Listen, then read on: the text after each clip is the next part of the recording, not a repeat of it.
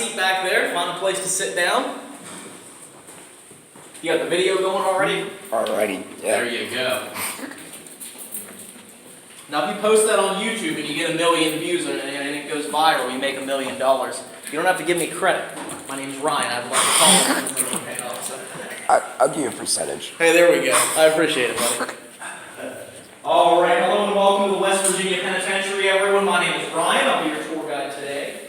This tour is going to take about 1.5 hours, and I can lie to you and say that it'll be 1.5 hours, but chances are it'll probably be closer to 2 hours. See, these History Mystery Monday tours, they add 3 areas onto the tours. So we're going to go to 3 areas that aren't normally included on the day tours, and they expect me to still keep it at 1.5 hour long tour, especially a tour guide like me that likes to run his gym so much. No, it's not going to happen. So we'll probably be about 2 hours. I hope everyone's okay with that. If not, I can try and speed it up a little bit, But for the most part, like I said, we'll be out there about 2 hours. Take pictures of anything that you would like. Take 1 million pictures. Let me tell you, this is thought to be one of the most haunted places in America. That's why we do those history mystery tours, because we never told ghost stories on the day tours. Now on Mondays we do. One thing I will tell you is people come in here on the day tours pretty frequently. They'll take pictures, and then it's only when they get home they look at the photos, they'll look in the background, and there'll be something strange, unusual, or paranormal in the photograph. So if you take 1 million pictures, just make sure you look at all of them before you delete them, because you never know. People have taken pictures of their kids sitting at a table in the cell block. Then the leather mask that's around the front there would go on their face to hide the facial expressions, more for the benefit of those witnessing, more so than those actually in the chair. Because they would have a number of people witnessing, 20 to 50 people usually witnessing these executions. And some pretty gruesome things would happen. Their eyes would pop out of their head, their tongue would swell up. Pretty gruesome things that nobody wants to really see. And then the telephone would be for the governor to call in, always in the death house. You never knew when you were going to have a last-minute stay. That's why every execution happens in the evening. Everybody wonders that. Why do they always execute at 9, 10 o'clock at night? It's because the governor needs to have time. If they have a reason to call in for a last-minute stay of execution, they want to give the governor all day to do that. One thing that always postponed executions was they had to send them down to the mental hospitals like the Trans-Allegheny Lunatic Asylum, or they call it Western State Hospital, because they would try and plead insanity and say that they're not competent to be executed. So they would send them down there, a psychiatrist would analyze them and assess them, and if they deemed them competent, they'd send them back up here to be executed. So that's a reason why they always did that. If the governor called in and said, hey, send them down to Weston, they had to stop, postpone, send them to Weston, wait to see what the psychiatrist says. Any questions? When we're getting ready to head out through here, I will tell you about non-contact visitation here in just a second. This is the Blackwater Falls State Park. That was painted by an inmate. 5 inmates, actually. They were members of the Prison Art Club. One of them was named Billy Foster. He also did those pencil sketches by the bathroom here. Very talented artist did that. They gave that as a gift to the warden. Warden O.C. Bowles was the one that received that painting. He left it after his tenure, and it still is here, obviously. And then you probably saw the New River Gorge Bridge painting around the corner here. New River Gorge Bridge, of course, that was painted by an inmate named Danny Lehman. Now, that's a name I want you to remember, because Danny was not only a very talented artist and a convict here, he was also a gang leader. He was the president of the Avengers Motorcycle Club, which was the most powerful motorcycle club in the state of West Virginia. Not only was he an artist and a gang leader, but he was also the victim of homicide inside this prison. He was murdered in this prison in 1986, and I'll tell you about his murder, why it happened, how it happened, and everything that led up to it later on the tour. So, non-contact visitation, of course, they talked through telephone receivers that plugged into the walls here up until the prison closed. This is where the inmates sat. The visitors were on the opposite side of the glass. Wasn't always the telephones, though. Originally, they talked through the grates under the window. Funny enough, they had to cover those over because they found the inmates were advising their visitors that if they took dollar bills or pieces of paper and they rolled them up as tightly as they could get them, they'd slide through the holes in those grates right there. Then when the inmates got back to the cell, they'd unroll them, and inside was liquid LSD. Contraband drugs coming in through non-contact visitation. So they covered those over and put in the telephones after that to make sure they couldn't do that anymore. And where the electric chair sits now is the guard post for the visitation. Any questions before we head into the hallway? We're going to be walking about 1 3/4 miles, close to 2 miles on this tour, so we're going to get our steps in, all right? Get through it together. Let's head out into the hallway here.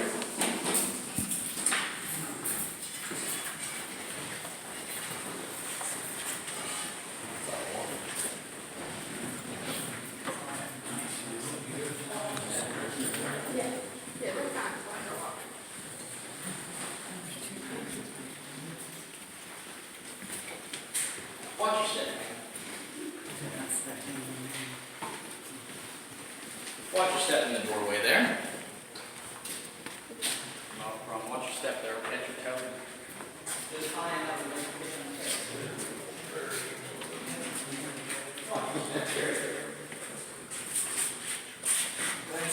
Now, the reason this prison shut down, everyone wants to know that, because that's a very important piece of information. Now, they built a brand new prison called Mount Olive Corrections Complex that replaced this one. They built it between 1987 and 1995. Now, the reason they built it is because of a lawsuit that shut this prison down. Now, the lawsuit was called Crane versus Bordenkercher, and it was filed by the inmates. The first time it made its rounds through the courts was 1982. The first decision said that the state had to invest a large amount of money to renovate and modernize this prison. The state didn't have any money to modernize this prison. They had seen a huge economic collapse through the collapse of the West Virginia coal industry in the 1970s. So how in the world are they going to modernize the prison when they can't even modernize their schools? So what ended up happening is nothing. Nothing happened.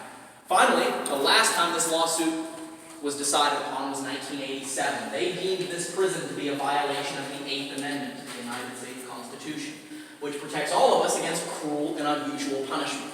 They said it was cruel and unusual punishment to house inmates in this prison and that it needed to be shut down. They cited a lot of different things like inadequate space, inadequate lighting, inadequate ventilation, inadequate heating, inadequate health care, inadequate eating facilities, recreational facilities, vocational facilities. I mean, the list goes on and on and on and on and on. It also was a huge issue that the inmates were living with very large rats in their cells. They had cockroaches running around with them inside their cells, and the cockroaches would grow to be 3 to 4 inches long. They sold cockroach traps in the commissary so that they could catch them, and then when they caught them, they would kill them, wrap them in plastic wrap, and mail them. The U.S. Postal Service was delivering cockroaches to the judge that was overseeing that case, that was presiding over the case. Judge Arthur Wright received many cockroaches in the mail from the inmates of the West Virginia Penitentiary.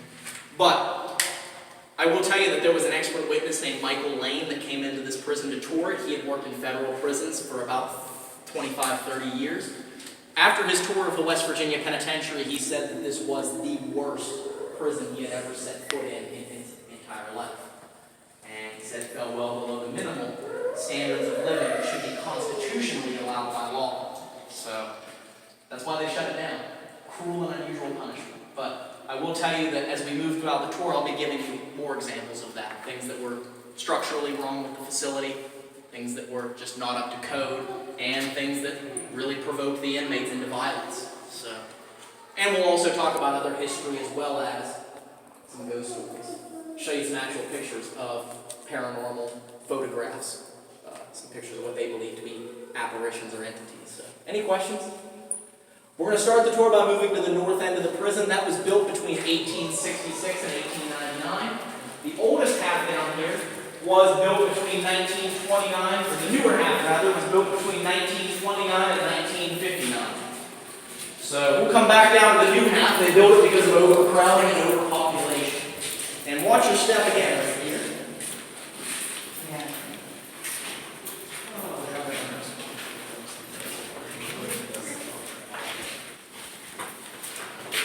But, you know.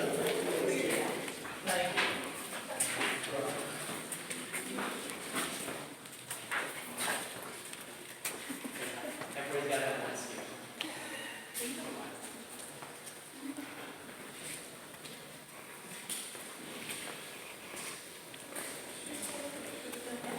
I do.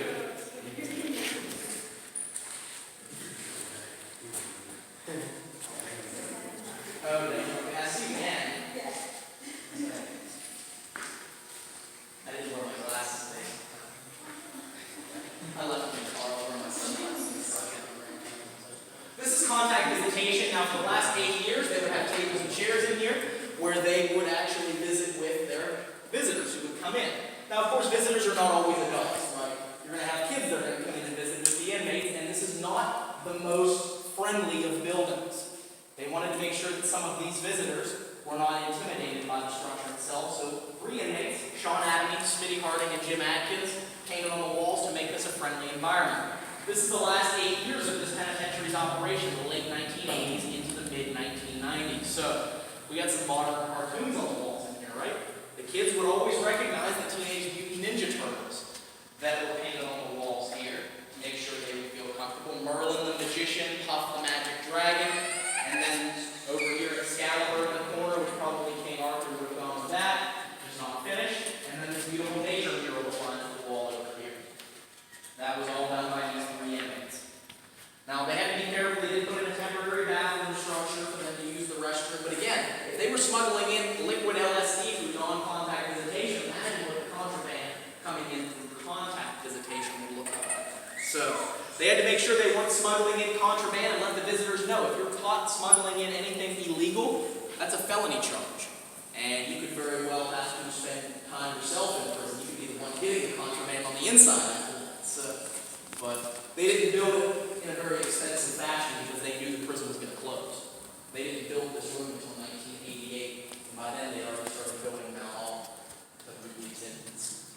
But this area has been many, many different things. This room used to be 300 feet long, believe it or not. These cinder block and plaster walls weren't put up until 1988. It was 25 feet tall as well. They called this South Hall. The room itself was a cell block up until 1968. Almost 90 years of this prison's history, there were cells in this area, including the 3 original death row cells. It and North Hall, which we'll see later, were the only 2 cell blocks for the male inmates, for the male population. They built new cell blocks in, 3 new ones that were finished in 1959. And they moved the inmates into those cell blocks, making this just overflow. Then after they abolished the death penalty, there really was no more use for South Hall. It was the oldest, it was also in the worst condition. So it came out. 1968 to 1972, they put in a medical unit above our heads, which we'll see later. They used that up until 1995 when the prison closed. But then they used the first floor as a dining hall. And the dining hall was only used for 15 years. You think about it, it's in the old cell block. It's not going to be in the worst or in the best place with the best conditions for eating, cleanliness. The first of the problems that they had was how overrun this entire room was with rats and cockroaches. They would say every morning when they opened up for breakfast, those inmates would turn the lights on, they'd come in, and before they flicked those switches on, they'd look out across the room, and on the floor they said it looked like there was water moving, like waves from the cockroaches around this room. They'd find rats back in the food supply that were the size of small cats. They would find rat droppings. And then, of course, because it was a cell block, they'd have sewage access in here. Too many inmates flush the toilets in the cell blocks while the sewage overflows into the kitchen. And then you have sewage water running across the kitchen floor while they're trying to cook food. And on top of all of that, in the middle of summer, it was 110 degrees in this dining hall with no air conditioning, almost no ventilation. The windows didn't open. The conditions of this prison were becoming increasingly frustrating for the inmates. And all of this led to the last and largest prison riot in this penitentiary's history. The inmates started this riot on January 1st, New Year's Day of 1986. They took over this prison, and within about 15 minutes of starting this riot, they had the first 5 hostages. They moved southward throughout the prison, and they took over the rest of the facility. Less than an hour it took them to take over this entire facility. They took, in total, 16 hostages. 15 corrections officers and 1 food service worker were taken hostage, and they were threatened, brutally beaten, stripped down to their underwear, locked in the cell, and they had their lives threatened unless the governor showed up to hear the inmates' demands. The governor was Archmore Jr. at the time, and Archmore Jr. eventually did come into this prison to negotiate with the inmates. But guess what? Not only was this the largest prison riot in the state of West Virginia's history, it was also the longest. The inmates had full control of this prison for 52 hours, and the hostages were held for 42 of those 52 hours. The governor came in and talked to, guess what, Danny Lehman. The leader of the most powerful motorcycle club in the state of West Virginia was also one of the most powerful gang leaders in this prison. He and Alvin Gregory, who was chosen to represent the African American population of the facility, sat down with the governor and they talked about what the terms of their surrender were.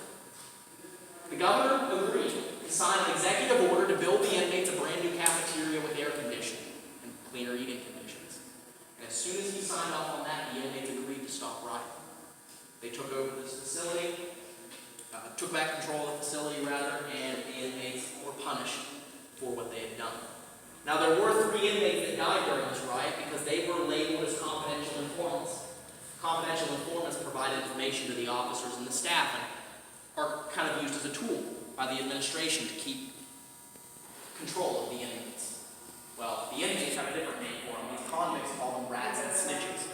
And if they have the chance to...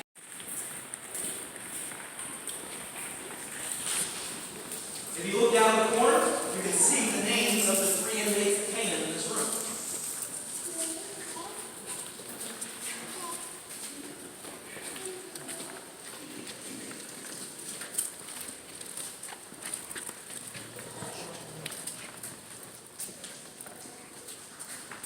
All right, everybody.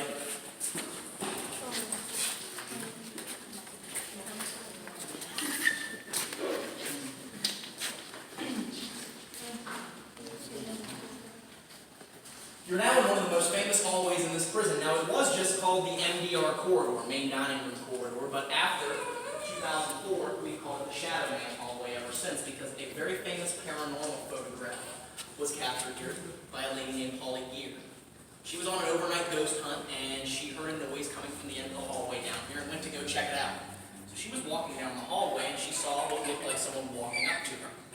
She thought it was a living person until she turned her flashlight on and said it looked like a silhouette, like a shadow she couldn't see through. That the inside of it looked like moving static, and that it moved with intelligence, seemed to back up away from her as she got closer. So she walked back this direction, right? If anybody sees that, they're not going to really walk towards it anymore. They're going to turn around and start walking back. So she got to right about where I'm standing now. She had a Sony Mavic flash photography camera. She turned around and took one photo down the hallway, and standing in front of that door that says cafeteria on it is the famous shadow.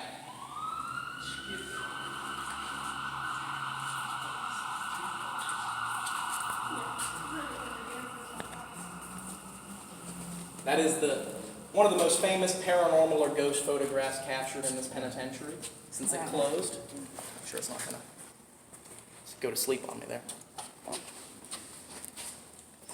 You can see one of the clearest depictions of any shadow apparition captured in here. We've had many. Like I said, people capture stuff in here all the time. So make sure you check your pictures. Don't delete anything if you go through, even if it's blurry. Blurry, still don't delete it. You never know, because you could pull that up on your computer and through the blurry image you could find something that could be unexplained. So let's move down to the cafeteria.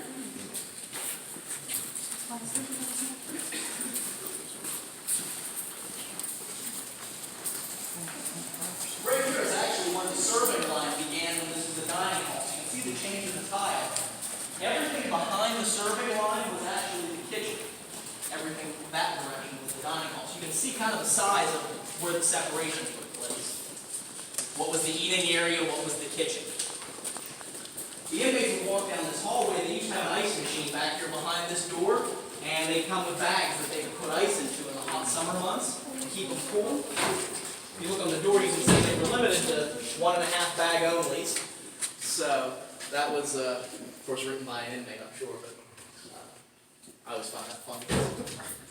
But one fun fact about that is in the 80s, that ice machine was still there. They ended up taking it out because they had a bunch of them congregating around the ice machine. And the officers generally didn't allow that, but they said, that's fine, we'll let them stand there. And they kept asking them, why are you here? They said, well, it's hot. We want to eat ice. It's excruciatingly hot in the cell blocks. I mean, the cell blocks can get to be 140 degrees in the summer months. So they just let it go until that night when they came back and checked the ice machine and realized, made a shocking discovery that one of the inmates had tapped into the water filtration system on the ice machine, and they were using it to distill moonshine. So they were all standing around the ice machine getting drunk. Let's head into the cafeteria here.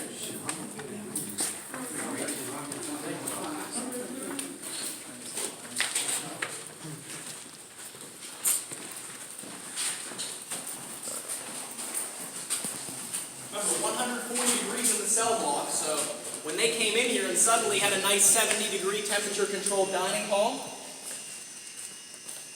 this was something they had never had access to before. The only place in the history of the prison that ever have air conditioning.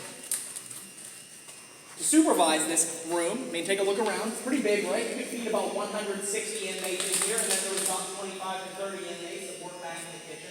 preparing the food, serving the food, and cleaning up the dishes afterwards. So around about 200 inmates or so in here that they had to supervise at one time. You had 3 officers. One officer in the gun bubble up here with the 12-gauge shotgun. You can see the weapons port there. One officer out here on the floor with a set of keys and maybe a radio, and then one officer back in the kitchen with a set of keys, a radio, and probably a billy club, because they had knives back then.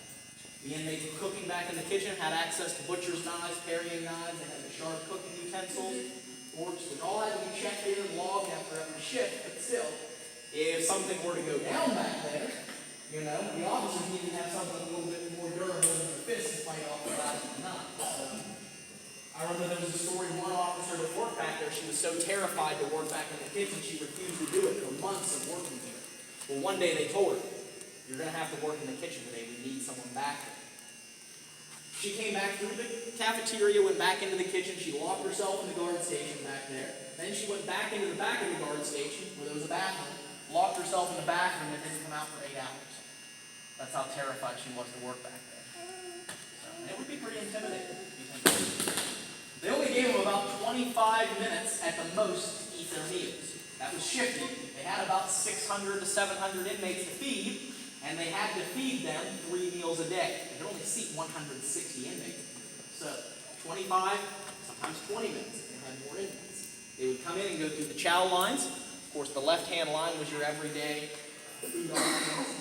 Inmates with special dietary needs would work or would go through that right-hand line. So, you know, like vegetarians, inmates that ate kosher, inmates that had specific food allergies, they could go through the right hand line. The salad bar, they could go up to that as many times as they want, or only one trip through the chow line.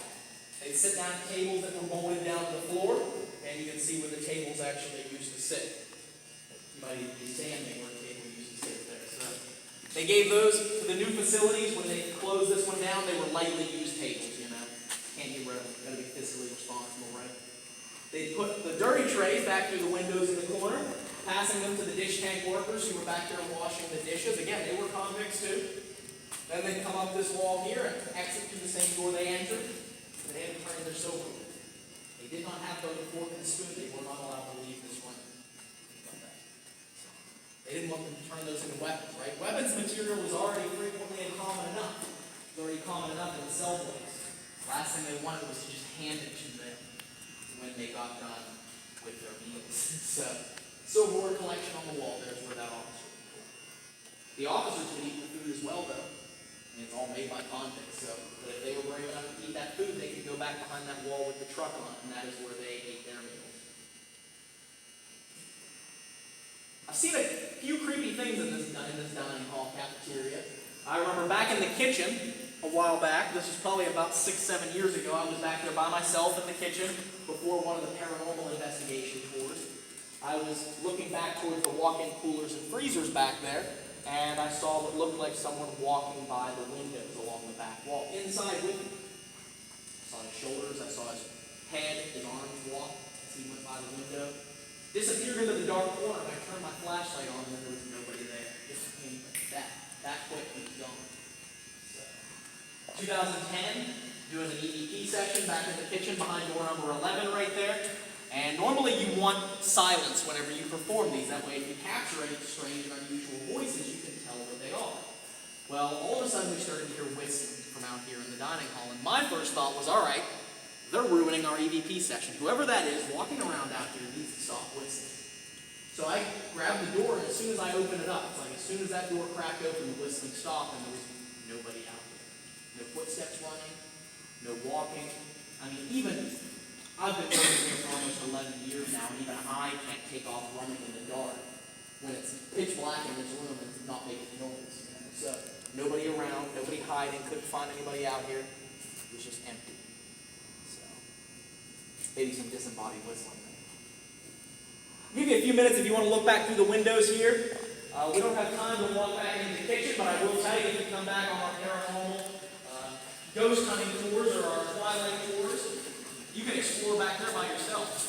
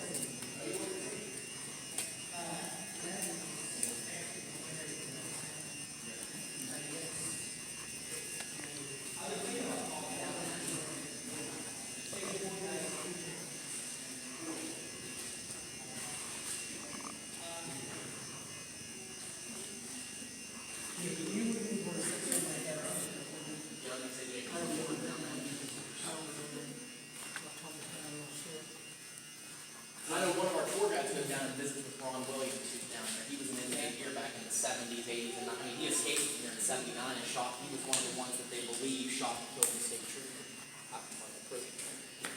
Ready to move on, everybody? Yeah, he's almost 76 now, and he's still one of the most brilliant inmates that they ever had here. You know, he had over 180 IQ or something like that. It was just insane, like ridiculously smart. He used to play chess. He would walk up and down the cell blocks. He was the hall boy. He would clean the cell blocks, and he would play games of chess in his brain. When he walked by the cell, he would say, you know, knight to A5. And, you know, he would just play by one. He'd be able to keep track of which games he was playing in his head like that. So. I've talked to guys. There's still guys that work at the DOC that were here during the riot. They were here, like they were one of the ones that was taken hostage. Yeah, I've talked to a few of them. I talked to Pat Glasscock, Ed Littell. Pat Davis was almost taken hostage in the riot. He still lives right across the street. He was one of the ones that made it down to the Adjustment Center cell block on the south end, and he was able to get down the fire escape and out on the yard before they took him hostage. That was after they broke through the wall with a 16-pound sledgehammer to get into that cell block. So he was pretty much crapping his pants whenever because they thought, okay, we'll lock the door, we're safe in this block, and they feel the walls rattling, and they feel hear them trying to break through the wall, and then the wall starts cracking and coming down, and they say, okay, time to get out of here. Now, one thing about this facility is its architecture, its construction. All of this is Gothic. Now, the walls themselves, this sandstone was cut and laid between 1866 and 1876. One of the coolest features of this building is when they cut this sandstone, it was all done by inmates. And if they wanted to claim which stones they cut, they could carve their initials into the block. So you can see stones like this one right here, the one that says JJ. That's the initials of an inmate, probably the one that carved that block. You can see initials all over the wall. So that's one feature about this building's construction that you won't find in a lot of places. But all of this is Gothic. The features that you see, the buttresses coming off of the back of it, the turrets along the front, even the way the stone is cut, that is a feature of Gothic architecture. They call that beveled stone. So, and that is all a part of this building's mystique. It's all a part of its intimidation, because that was the whole goal in their building years. They wanted them, when they pulled up on that wagon to the front of the prison to first be sent here, to look at this place and say, what did I get myself into? And then when they got inside, they wanted them to think that even more. They wanted them even more afraid of living inside this facility. Which, punishments in those early years were extremely brutal. We don't know a lot about it simply because, like I said, the first death records we have were 1923. We don't know how many inmates died from punishments inflicted by the administration here, but I do know that there was a warden in the 1880s named John Peck, and you can find out all about this. It's an article you can find online called Under the Lash. It was written in the Cincinnati Enquirer. They interviewed the deputy warden. He was coming out against the warden saying what John Peck is doing is not right. You see, when the inmates, even for the smallest infractions, he would take them, tie them down to what he called the kicking jenny, which was just a form of restraint, and then he would take a leather strap or a whip that was soaked in salt water, vinegar, and rolling sand, and he would beat the inmate across the back with it. Sometimes until they were so bloody and broken and had so many lacerations all over their back, they were prone to infection. A lot of inmates died from infections from his torture. And if he didn't think that was enough, he'd lay them down on their back, and then he would put water in their face, use a high-pressure hose, essentially waterboarding them. He would drown the inmates and then revive them and drown them again, forcing the water into their lungs, and that feeling was what the punishment was. Well, they know inmates died from his torture. The question is how many. When they asked Deputy Warden Wilkerson how many inmates he tortured, they said they were too numerous to count. Then they asked how many inmates died from the torture, and Wilkerson said that, well, for the 14 months that he was doing it, at least 4 were dying every month. And then they asked how he was getting away with that and where he was putting their bodies. And Wilkerson just said they're buried beneath the walls. They were still building this facility at the time, and they would just roll their bodies under the walls of these buildings, not just these walls, but the walls of the buildings that used to be out here on this north yard. There were 9 buildings that had been torn down. That means there could be bodies of inmates buried right under our feet right now. We have no idea. And if that number holds true, at least 4 every single month for 14 months, that's close to 100 inmates. They could be buried scattered all across this yard. People wonder why there's creepy stuff that happens here, why there's paranormal. the administration building right here. Let's take a look at this.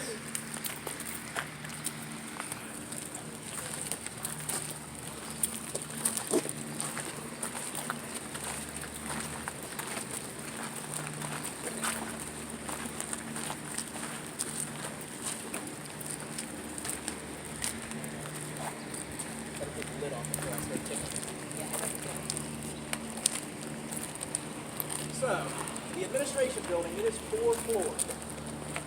Take a look at the structure of how it is built. Notice the first 2 floors have bars on the windows. Well, that was part of the facility.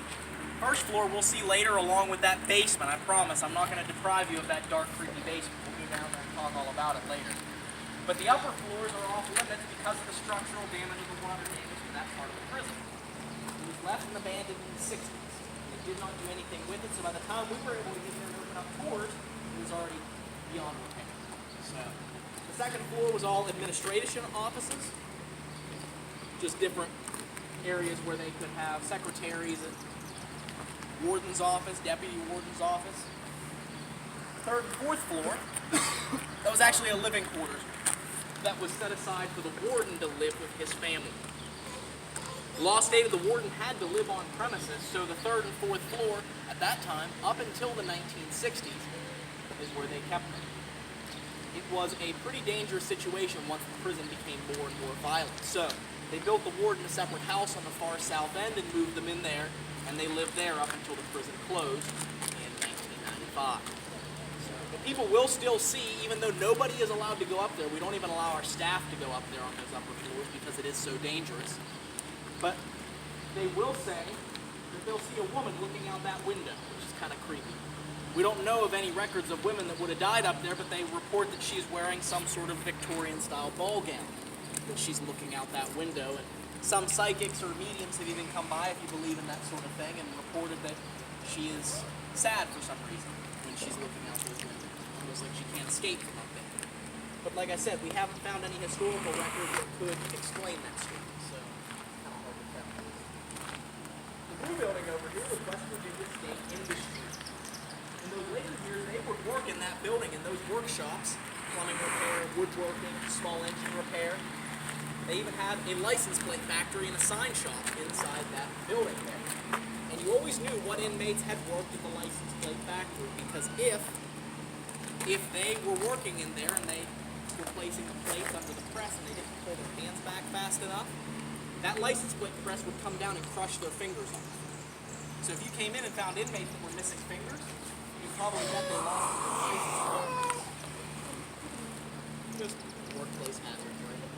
Now, they also had plumbing repair and that small engine repair shop, woodworking shop, and they make a lot of stuff in there. When we get back to the museum, you'll see a whole case full of stuff that they made and sold to the public. They would make jewelry boxes, they would make even whips in the leather shop. They made cigarette dispensers inside there, and all of that stuff was manufactured in that building. Now, we still use that building for an event hall, and the DOC still uses that building for training. So they'll have classes in there, and there's officers that we're training in there today. We also use that building for different events, conventions, festivals. People will get married in that building, weddings and wedding receptions over there. So if anybody wants to get married in prison, just give us a call, we'll set you up in the perfect space. Symbolic, right? Life sentence. That's where that happens. But we're having a paranormal convention inside this prison, July 20th. And we are having people come from all over, different vendors, speakers, and actually 2 guys from the Travel Channel. They investigate on a show called Haunted Towns, Tennessee Wraith Chasers. 2 guys from the Tennessee Wraith Chasers will be here for that convention. You can find tickets to the convention on our website. So it'll be a lot of fun. It's a big event. I actually have been involved with organizing that with my buddy Dave for the past 5 months, trying to get that convention together. So we want to get a good turnout. So if y'all want to come and have fun inside the prison, celebrating the paranormal, July 20th. Any questions? We're going to move down towards the wagon gate. As we walk, I want to tell you a story about an escape. There used to be a greenhouse right over here in front of this industries building. 3 inmates worked in there. They were trustees. The trustees' names were Tommy Mullahan, Dave Williams, and Freddie Hamilton. Maybe you might have heard some of those names before. Freddie Hamilton, Tommy Mullahan, Dave Williams. They were. They did. Yep, they worked in the greenhouse. And what ended up happening is they asked the warden if they could have more freedom from the officers. They said it was too cramped in the greenhouse. Not enough space to have a bunch of officers walking through when they're trying to work. They'd plant flowers and plants and sell them to the public. So the officers didn't go back in there anymore. The warden told them, leave them alone.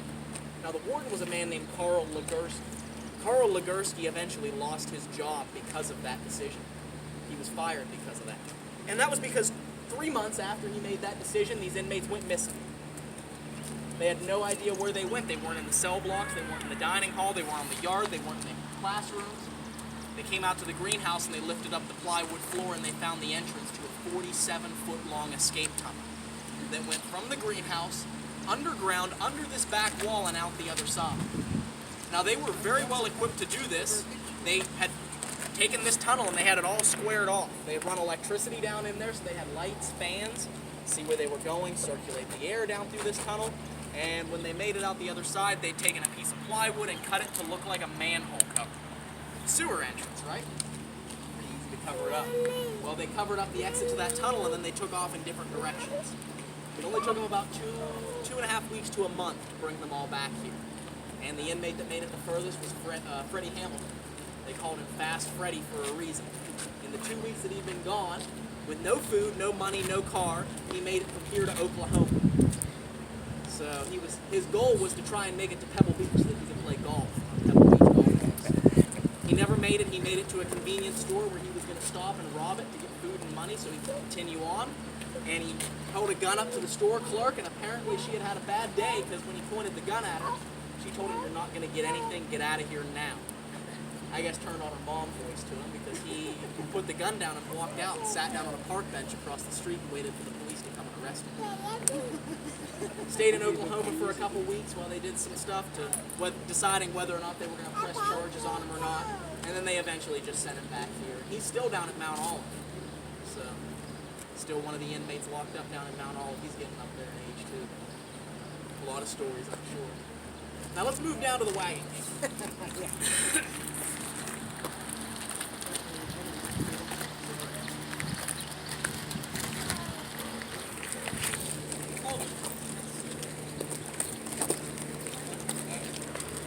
Yours does or mine does? Oh, it does. I didn't even find that. That was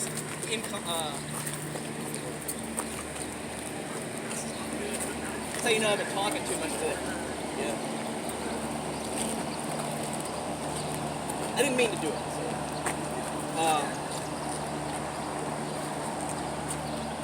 So as we're walking by the bullpens here on the left-hand side, this is the inmates in North Hall. North Hall was for segregation, segregated housing unit. Now, as anybody, for those of you that aren't familiar with that term, have you ever watched shows like Orange is the New Black or anything like that? They always have a term, they call it the SHOE. And that's literally an acronym. That's what it stands for, segregated housing. So this is where they would lock the inmates up whenever they committed crimes inside the prison. And they would be allowed 1 hour of recreation every day in bullpens. 23 hours a day locked inside their cells, and we'll be inside that cell block in just a few minutes. But it was also for the most dangerous of the offenders. So they would keep them inside the bullpens for recreation, keep them from climbing over with this razor wire along the top.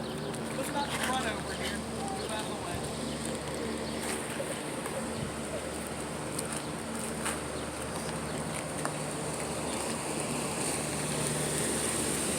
Let's move down this way. Got a couple stories down this way. Before we move into the cell block, I'll give you an almost in-depth, in-detail story about executions.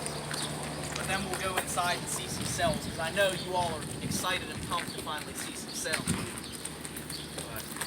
A lot of history we got to get through here first.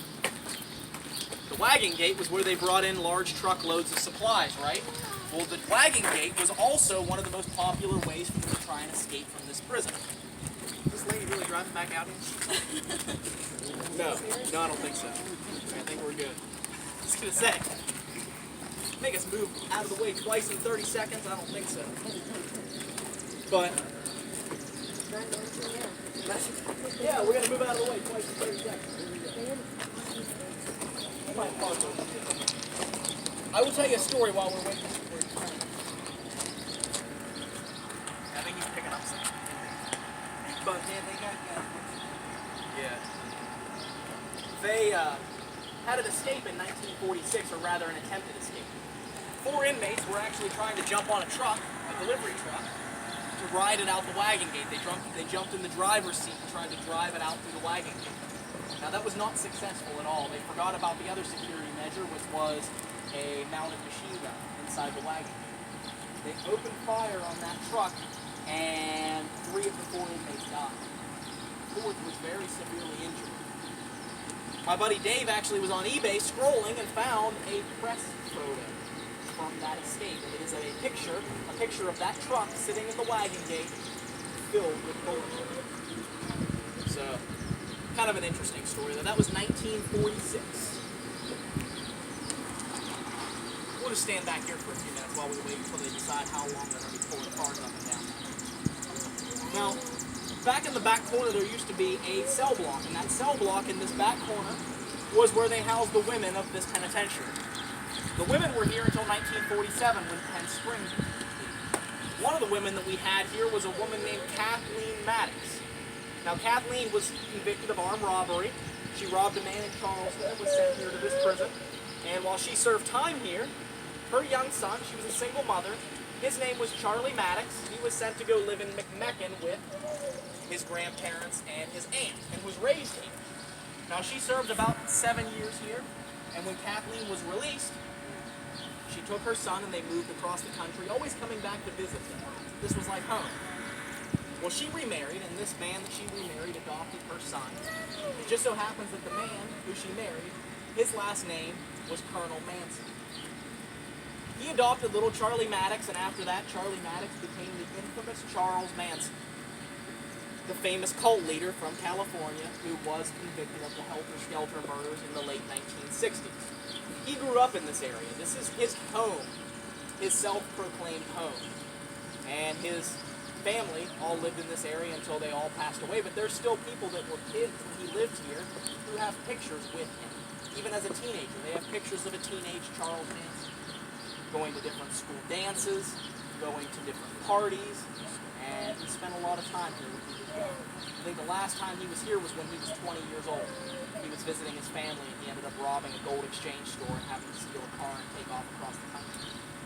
So, never came back after that, but he wanted to. He wrote a letter to the warden here in 1983 asking if he could be transferred to Moundsville.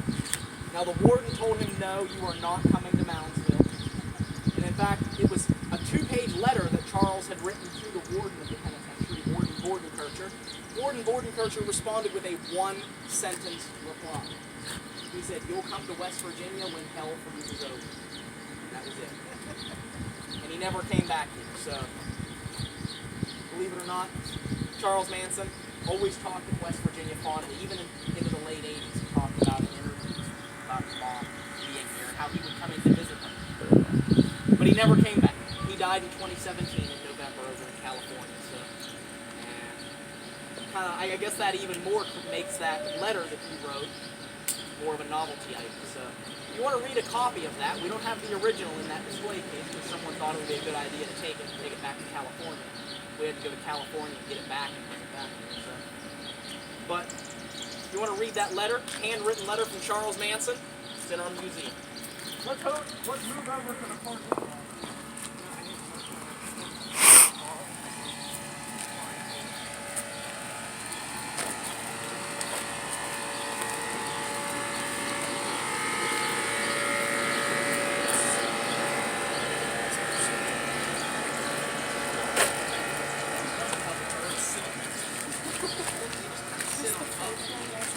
And they'll fly through it really quickly.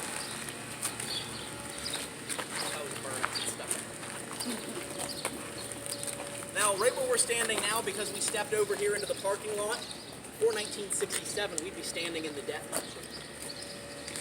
This is where it stood. The execution chamber was on the first floor. They even had an executioner's office upstairs, as well as a chaplain's office and a small medical facility. all of this worked in conjunction with one another. The death house worked with the industries building and the exchange building. They would make handmade wooden caskets made by the inmates here. So when they executed somebody, they could put them in that wooden casket and take them out the wagon gate down to the local funeral. Believe it or not, sadly, and I don't know why the people that were in charge here at the time did not jump on this, there was a gentleman who was an executioner here in the 50s.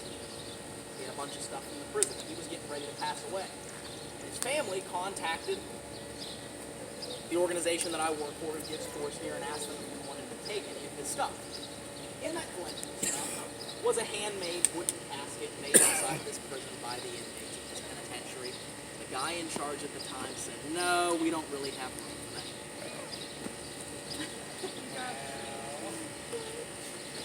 And how disappointed am I still to this day.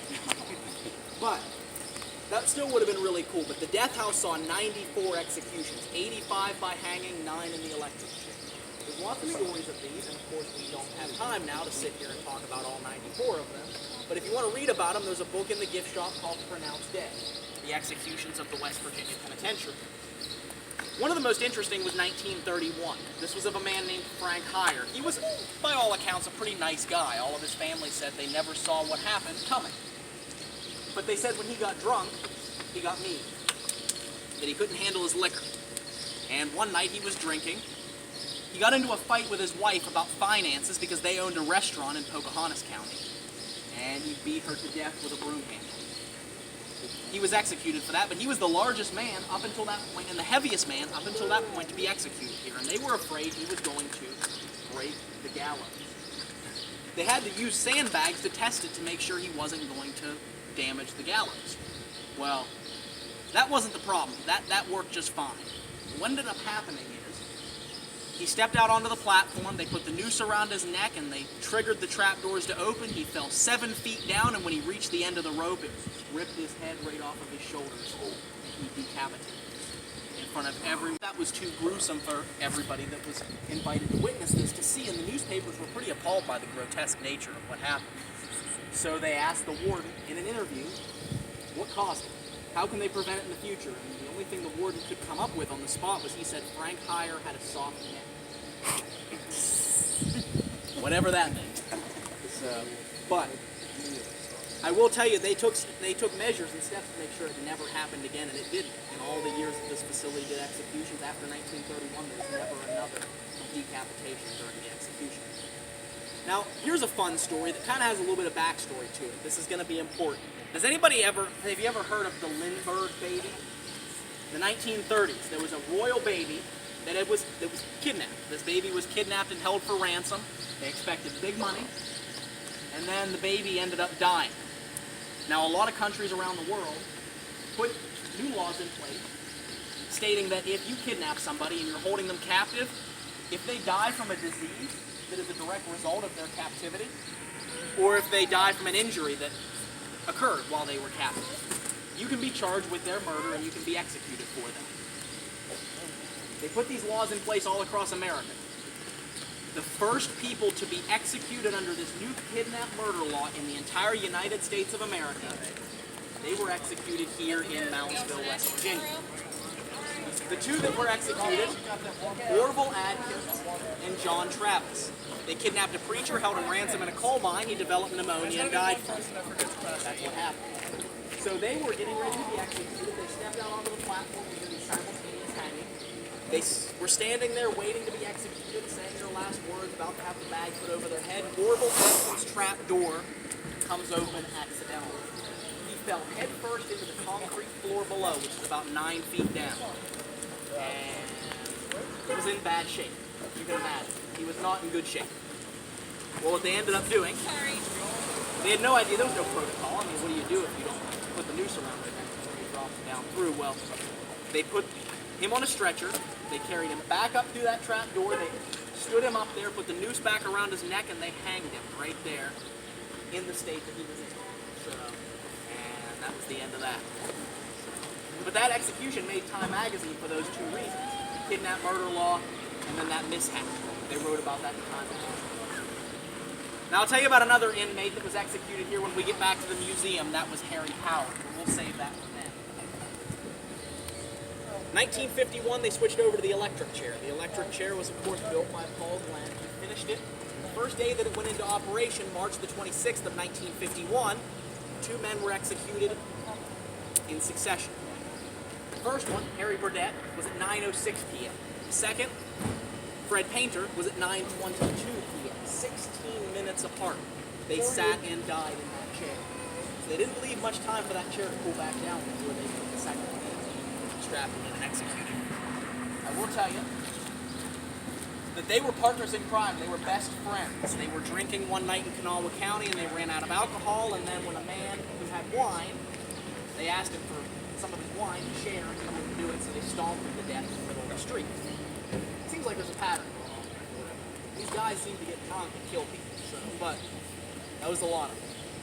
I will tell you that after that, 7 more were executed for a total of 9. And the last one was in 1959. His name was Elmer Brewer. He beat a woman to death with the claw end of a hammer. He was executed for that.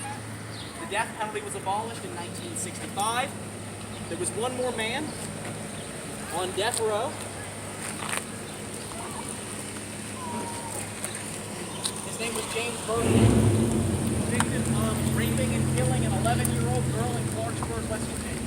But he never once sat in the electric chair. The death penalty was abolished and his sentence was commuted over to life in prison. He died in 2001 of natural causes. He is still buried out at Whitegate Cemetery. They call it Tom Run Cemetery as well. It's a prison cemetery where they bury the inmates who died. Let's head over to the cell block. We're going to go to North Hall. They tore down the death house in 1967.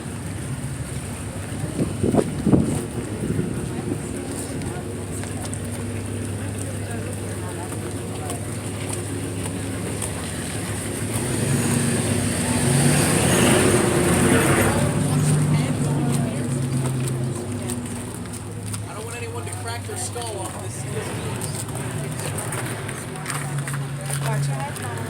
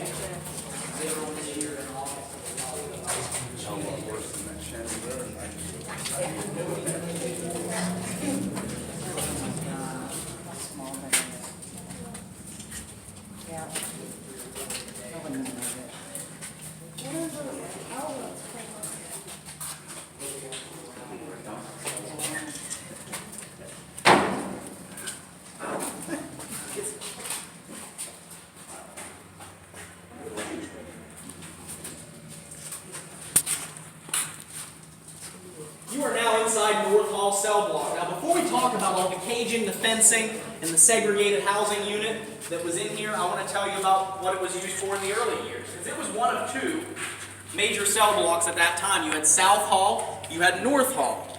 At that time, this was one of the cell blocks that fell victim to overcrowding. Overcrowding inside this cell block reached maximum levels right around the Great Depression. And inside these 5x7 cells, it was not uncommon for them to have 3 inmates inside each and every cell. 2 bunks and 1 inmate slept on the floor on mattress. And that was how they had to live for decades. They'd be allowed out for their day, go to the job, recreation, and everything, but the majority of the time they were in here, they were locked inside these cells with 2 other people. Now, of course, things changed, and once they built that new half of the prison, they had a lot of space to grow, and they turned this into a segregated housing unit in the 80s. That was a very important part of the prison because if they broke the rules, if they were convicted of a crime inside the prison, this is where they were sent. Think of it like a jail inside the prison. General population could be for anyone. You know, you had inmates that were in here for some of the most grotesque, inhumane crimes ever committed in the state of West Virginia. Then when they got here, they made themselves. And they stayed in general population. But then you had guys like Billy Cremines who came here in 1960 for the crime of entering without breaking. got here, and within a few months he was forced into multiple sexual relationships with older inmates. He was convicted of assault, battery, drunkenness, and then by 1962 his first homicide. By 1979 he had been convicted of 3 homicides inside this prison. Inmates like him that would be sent over here. Not violent crimes to begin with, probably one of the most non-violent crimes you can get. Entering without breaking. I mean, anybody ever get Burbank in old buildings? That entering without breaking. Imagine getting sentenced to 10 years in prison for that. That's what he got. And then whenever he got here, his life was over. One of the more violent inmates we had here was Red Snyder. Red Snyder lived in that far end down there, far cell 21. He was in here for double homicide. He was one of the ones that committed really violent crimes, but he was the exception in the sense that when he got here, he didn't want to stop. He wanted to be the most feared inmate in this prison. The 2 people that he killed were his own dad, showing how emotionally detached he could be. He shot and killed his own dad, and he shot and killed his sister's boyfriend, and then kidnapped his entire family. He was convicted of double homicide and was sentenced to serve 2 life sentences without mercy. He decided he was going to be the most dangerous and feared inmate in this prison. He was convicted of 3 more counts of first-degree murder inside this prison once he got here. But everybody said that number was low. They could probably estimate he killed just around 6 people when he was incarcerated here. But his violent and homicidal temperament allowed him to become extremely feared and also extremely respected. He rose through the ranks of a prison gang that was coming around in the 80s. He became their leader. That gang was called the Area Brotherhood. He would order for inmates to be murdered without remorse. As many of the other gang leaders had, they would usually show mercy or they would usually have remorse. Red Snyder did not. All it took was for you to disrespect him or disrespect someone that he respected. And you could pretty much bet you were going to find yourself beaten, bloodied, stabbed, mutilated, or dead inside this cell block or somewhere else in the prison. Now there was a fun little trick that he would pull. He knew how to play the harmonica. He taught himself how to play taps on the harmonica. So whenever he had a gang hit, whenever he had ordered one of his gang members to commit a murder, he would sit in his cell and play taps on the harmonica to let the officers know that he had ordered and that somebody was going to die somewhere in the prison. So, he was a pretty gruesome and brutal guy, right? Well, as he got into his 50s, he had a heart attack and he became addicted to narcotics, and he wasn't as violent, dangerous, or feared as he once was. So his gang decided that he needed to step down. Red Snyder would not step down willingly. So 2 inmates, Bruce White and Elijah Sarton, ordered for Red Snyder to be murdered. Now the only problem was, there's only one person that ever saw Red Snyder. All day long. Only one person he ever had contact with, and that was his best friend, Rusty. Rusty Lassiter lived in cell 19, just 2 doors down from Red. And at that point, Rusty had a decision to make. He could either obey the gang order and kill Red Snyder, his best friend in this entire world, or he could wait for his gang members to come and kill him. Kill or be killed at that point. November the 16th of 1992, their doors were being opened for them to go to recreation time, and Rusty went into Red's cell, opened up the door, stabbed him 37 times in the chest, broken face, murdering him inside that first cell. And that now is thought to be one of the most haunted cells in this prison, because Red Snyder died in there. You think of how active he was in life, how much he controlled this building. A lot of people think he still does. A friend of mine from North Carolina, his name's Russ. He knew how to play the harmonica. He taught himself how to play taps. He came up here, and in his cell he had an EMF detector called a K2 meter. It has a green to red range on the lights. And, green is the lowest amount of EMF, red is the highest, and the lights will light up depending on how much electricity there is around that meter.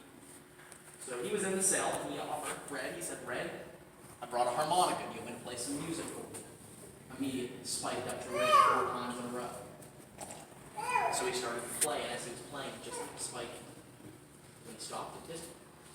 Which is kind of cool. But one of our tour guides, Maggie Gray, she had worked here for years. She started as an officer here in 1986. And she knew Red when he was alive. She worked in the cell block. He would say good morning to her every day that she worked in here. And so Red and Maggie had a mutual respect for her. She was a tour guide, so she started giving tours here. And one day she opened up for the day tours, unlocking the doors and turning on the lights. She walked by his cell. As she walked by his cell, she heard his voice come out of his cell and say, "Morning, Bags." Every hair on the back of her neck stood up. She was so afraid and so freaked out that day, she almost quit her job. She almost didn't go back.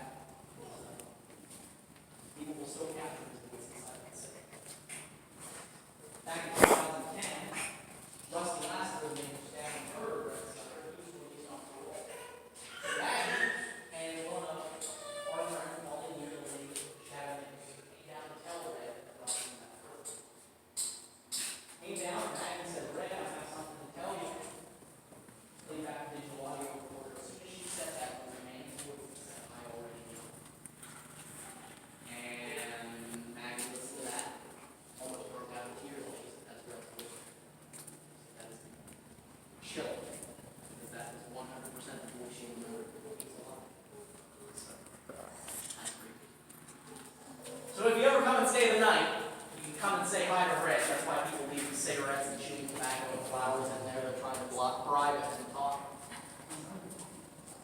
And they do that in prison too, you know. When they had cigarettes, they could smoke in here. They would bring the cigarettes and they'd say, "Hey, can I talk to you? Here's a smoke. Can I talk to you for a little bit?" Hey, currency. Let's move down this way. Cell number 9 has a lot of writing in it. That's all done by Danny Alexander. This is the most decorated cell in this prison.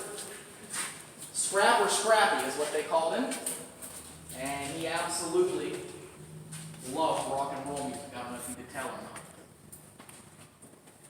They used this cell, though. This is original markings, but they used this cell in a show that was on Hulu called Castle Rock. Castle Rock is a show that is based off of the novels and stories of Stephen King. They used this prison as Shawshank Prison, and that was the cell where one of the main characters, I guess you could call him. Now, he was a supporting character, but he was the main creepy antagonist, I guess you could call him. He lived in the cell. Check it out, it's on Hulu, it's a good show. Now all the cells locked and unlocked using a locking mechanism called the slam rod. It was the most popular locking mechanism on prison cells in the late 19th, early 20th century. You can see this key right here operated the lock on the door. But not only did you have to unlock that, but there's a handle on the end down here where you had to push that forward. And that would pull this slam rod off of the door into the position that it's in right now.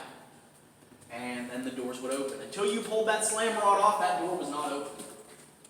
Anybody ever heard the term, "I was in the slammer"? That's where that comes from. Could you open these doors individually? Or all? Yeah, the way they did it is they would go down, so let's say 4, 3, and 4 are locked with both the slam rod and the keys. I want to open 3 but not 4. Now, I got to unlock this. Once I unlock that, the door's still locked. I go down and pull the slam rod off, and then 3 is the only thing that's unlocked. And 3, speaking of, that was handicap accessible. It was a wheelchair accessible cell. See how they cut it out? Very crudely, creating enough space to push the wheelchair into the cell. There you go. Just push themselves up off the chair and get in. There was an inmate in that cell at one point named Paul Hankish. Is anybody familiar with the history of Wheeling? Wheeling is about 10 miles north. It used to be the state capital of West Virginia back in the day. Well, West Virginia is not one that's known for much mob activity, but the city of Wheeling was one of the most dangerous cities in the state of West Virginia back in the 1970s, 80s, and 90s. That's because of their mob leader.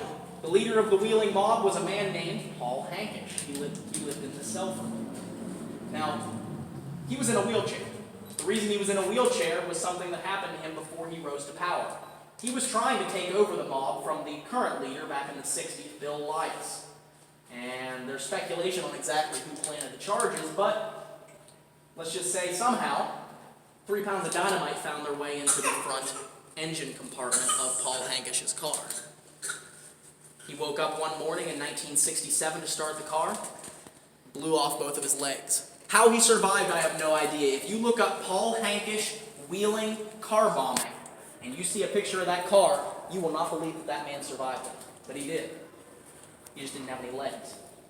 And then from there, he rose to power, and he became one of the most dangerous mob leaders in the history of the city of Wheeling. See, Bill Elias was all about illegal gambling, and he ran a casino.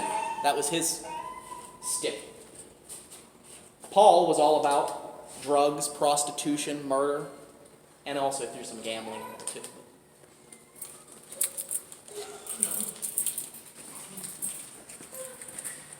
All along Market Street was brothels. Really? Red Light District. It's actually where Center Market is now, where Coleman's Fish Market is. All used to be brothels. Paul Hankish brothels. Nobody wanted to go down to that part of the wheel. Some other gun cages. You got gun cages on either side. Behind this fence, they call that the gun 12-gauge shotgun, 57 revolving.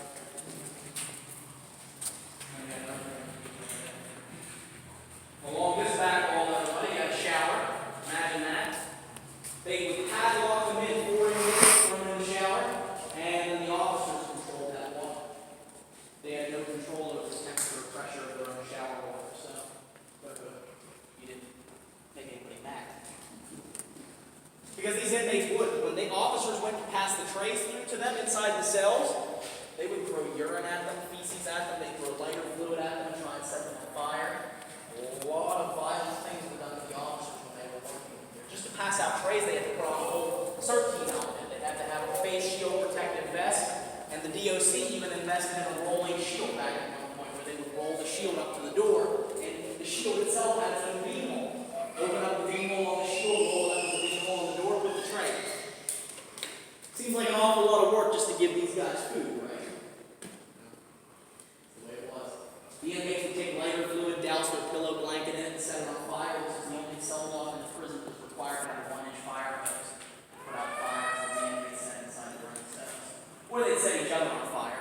An inmate named Dennis Farley. They called him Santa Claus. He had a big long beard. They called him Santa Claus. Second tier, second cell is where he lived. As he was just in there minding his own business, 2 members of the area brotherhood walked by and tossed lighter fluid on him and set him on fire.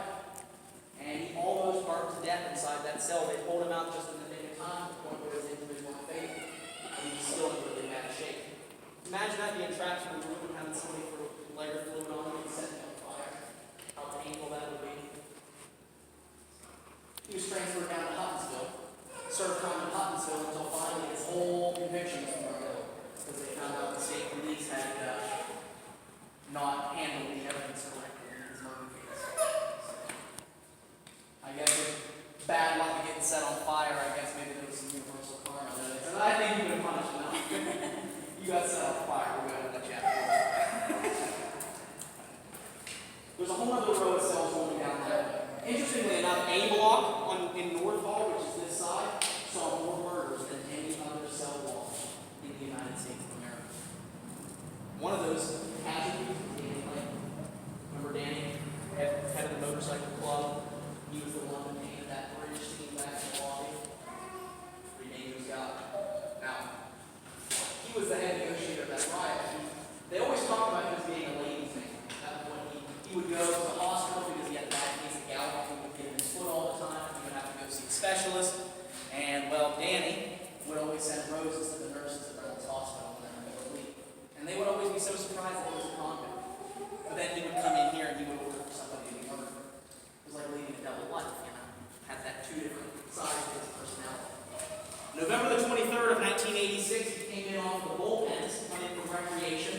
He was standing outside his cell, which was cell 2 down here. As he was standing outside his cell, 3 members of, again, surprise, the area brotherhood, went into their cells to get weapons. They came back out and attacked him. They chased him down the tier, and he had nowhere to go. He was stuck. One of his buddies, Michael McMillan, who was a prospect to his motorcycle club, stepped out of his cell and in between Danny and these 3 inmates. And they told Mike, get back in your cell. Don't be stupid. He didn't listen. They stabbed him 9 times and they cut his throat. Mike McMillan died right back here behind this table. Then they turned their attention to Danny Lehman and they stabbed him. Now I'll tell you the story from the perspective of an officer that came here and took a tour. An officer named Roland Day. He was the gun guard that day behind this fence when this murder happened. He was down here shutting his door because he was short-staffed that day. They didn't have a hall officer to shut his door and go down that way, so he couldn't be in his post when they were going to their cells. He heard the commotion By the time he got down there, the only thing he saw was Mike McMillan laying down here, Danny Lehman on the opposite end, and 3 inmates crowded around. One of them was named Gary Gillespie. They called him Dead Man. Big, tall guy, had Dead Man tattooed on his forearm, which is why they called him that. They always said he had no emotion because he had no fear. Well, Roland pointed the shotgun at him and told him to get on the ground. Gary Gillespie just looked at him and started to walk closer. So Roland chambered around, pointed it at him, and eventually that finally got Gary Gillespie to lay down on the ground. They put the cuffs on him, got him back in the cell, and by the time they got down to Danny Lehman on that side of the fence, he was still alive, but he was not moving. They could hear him breathing, and they rolled him over, and that was when they realized where the stab was. Because when they rolled him over, they actually said his left eye fell out and rested on his cheek. They drove an 11-inch piece of steel through his left eye socket and into his brain. Pretty gruesome murder. But that was what they were exposed to. You know, you think about the violence and the danger. They called this cell block the Alamo because they said every day you lived in here, if you didn't fight for your life, you wouldn't make it out alive. And that nickname wasn't just made up, it wasn't exaggerated. That nickname was real, they believed it. This was enough incentive to behave yourself in this prison, to stay in general population, stay out of this place. Let me give you an option. I know we're running behind on this tour. We're definitely going to be a 2-hour-long tour today. But because you're the last tour, I don't have to give any after this. Would you like to see the cells on that side, or would you just want to move on? What do you think? Anybody on the side schedule? You want to see them? All right. So we're going to walk down this way. I will warn you, cell 29, or excuse me, cell 19. Cell 19, you have to be 18 years old to look at. All right, that's the only one. All the other ones are good. Cell 19, if you're not 18, don't look at them.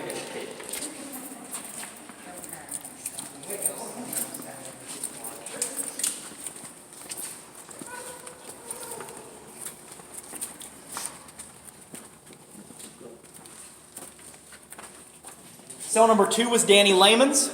Cell 13 is probably one of the best examples of devil worship or Satanist artwork that we have inside this prison. And then, of course, like I said, cell 19. Got to be 18 to look at.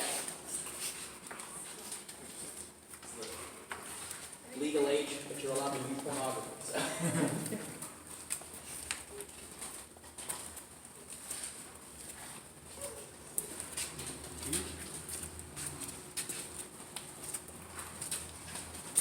See another example here.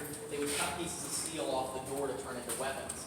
You see, we have actual pieces of steel missing from this door. A lot of them have too. Imagine having 2 inmates walk in there just 3 hours a day. Some of these did that.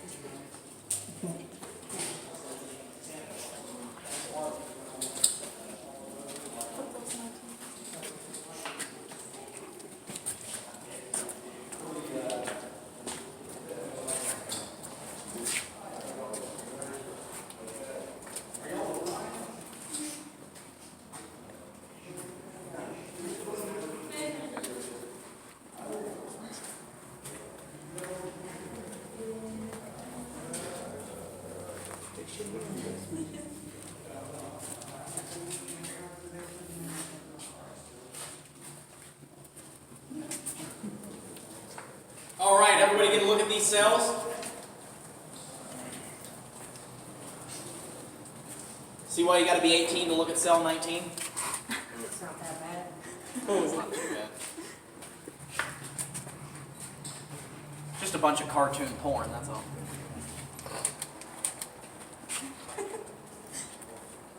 We have to say it, that's the reason why we do. I don't want to, legally get in trouble for showing minors pornography. Let's head down to the next area of the prison. Another inmate that was murdered in this cell block was Roland Vance. He actually was stabbed on the 4th tier.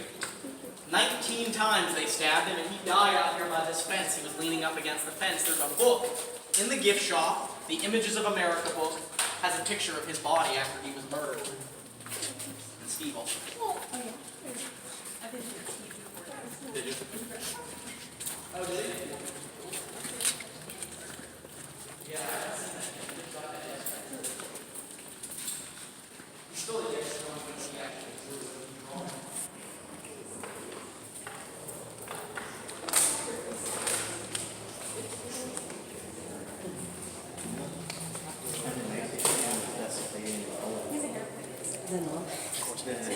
They didn't implement on that first picture.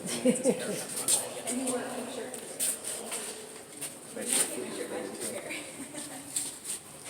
I swear though, he does get his hair cut more than any other human being I've ever met. It's like every 6 days he gets his hair cut. That is true.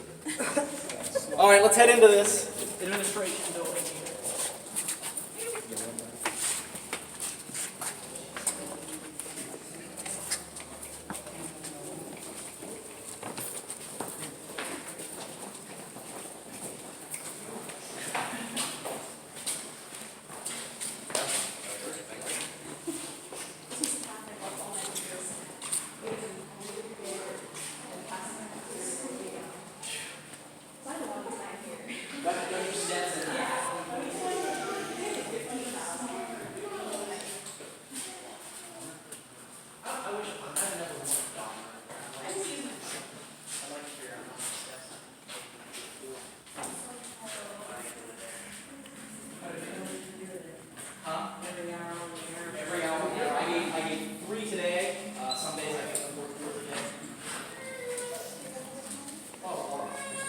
So you're now standing in the administration building in the center of this building, the front door here.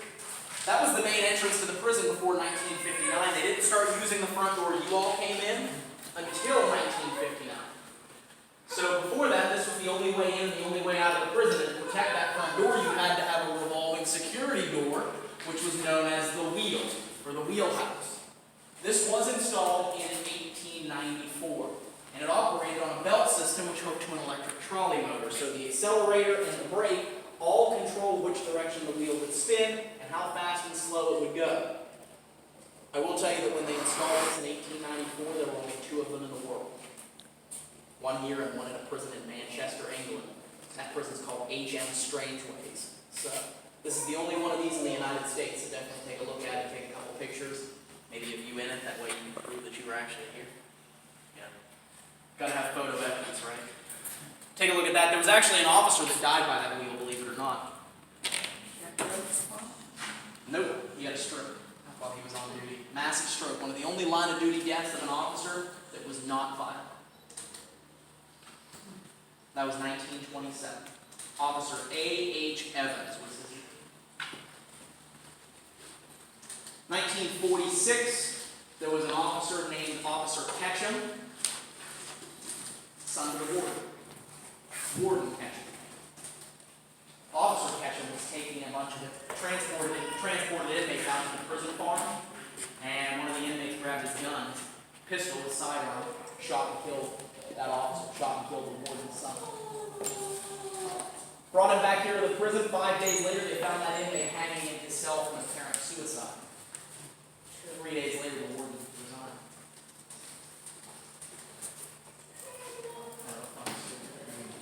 Tragic. Sad, yes. I'm not saying that it wasn't a suicide. I'm just saying that it's kind of ironic that it all happened like that. And if I was the warden of this place and one of the inmates killed my son, I can't say that I wouldn't also kill my son and then call it suicide. basement of the prison next. One of the history of mystery tours, a dark, creepy basement. You having fun in prison? Are you having fun? Are you having fun? We're taking them to the asylum west tomorrow. Oh, are you? Yeah, we live 3 houses down. Oh, very cool. You go over there and work. I did. I'm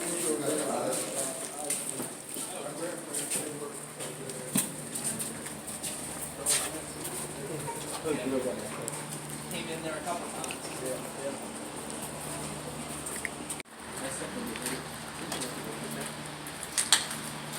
Be fun to work their haunted house over there, though. I went to it, I think, 2 years ago.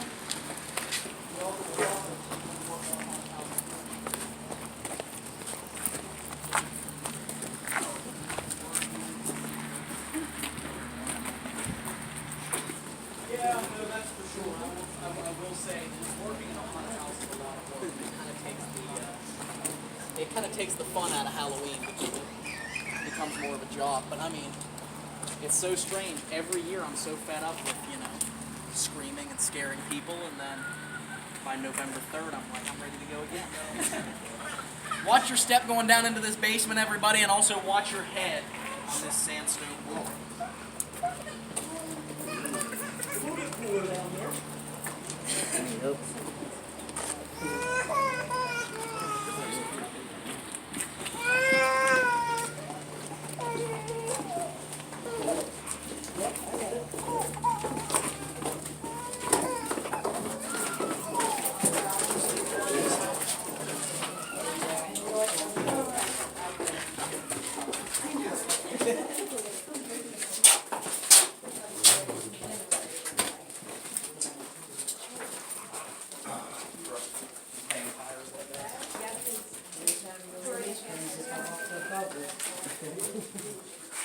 You are going first, I'm gonna stay low.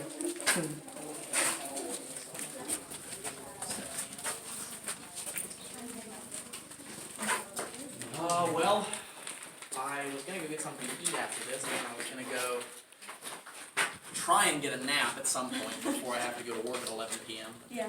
So, but I have to be there at 11. I have a little bit of time to nap, I guess. It's just working 2 jobs. It can get tiring. Then I have a similar situation, but Tuesday night into Wednesday, I work at the hotel Tuesday night, and then I gotta come straight here and get tours on Wednesday. You're a busy boy. Yeah. Well, good for you. Try to be. Well, I don't like to be busy. It's just, pays the bills, right? Yeah. Everybody finding their way back here? No. It's dark, I know, right?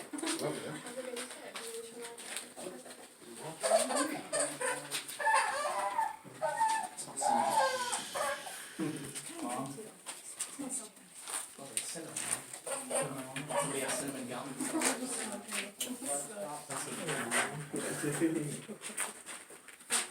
Is that you? Cinnamon gum? Dad, do you have a cinnamon in your mouth? I do. I was gonna say, I can smell it from over here. Really? Yeah.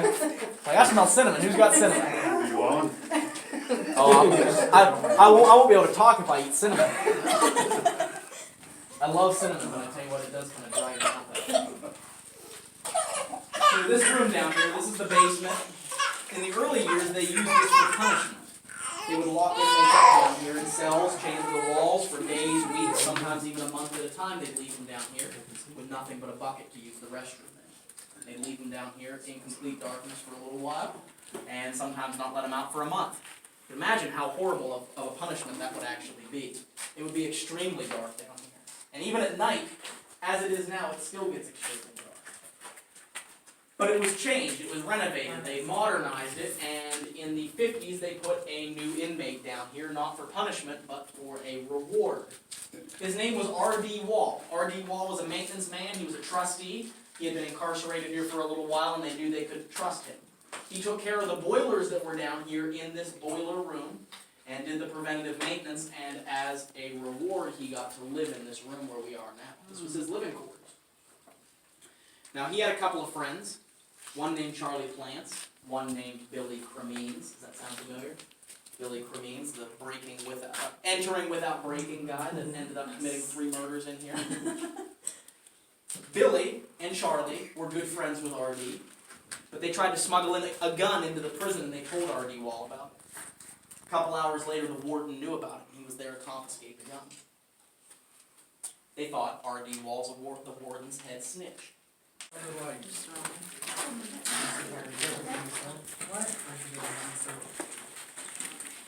you kidding me? You're being for real. I don't care if it's real, I mean, alive or not, it's still in here. Riley, come see. Come here.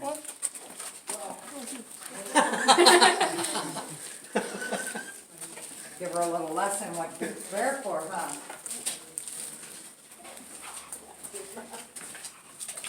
You okay? Yeah, I just looked over and saw this. Yep.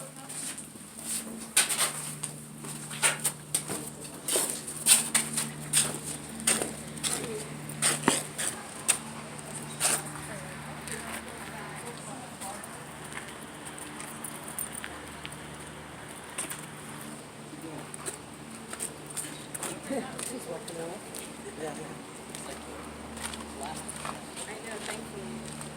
We were shooting another spot, then we dropped their single lens. It's pretty fun. I never had a problem if I started hanging out with those people. The good ones and everything.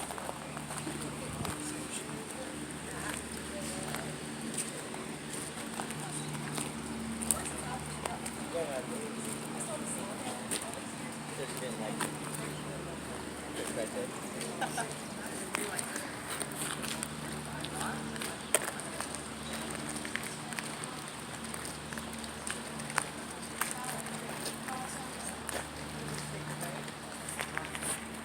Alright, everybody, we're going to move upstairs to the medical unit. This medical unit up here, it is going to be warm. And also the stairs are uneven. This is a pretty active place. We're going to start walking through, and I'm going to keep walking and talking as we go, because if we stop in every area while I tell a story, we'll be up here for a half hour. And I know I said it would be longer than 2 hours, but I don't want to be that much. Want me to hold it? Monopolize your time all evening.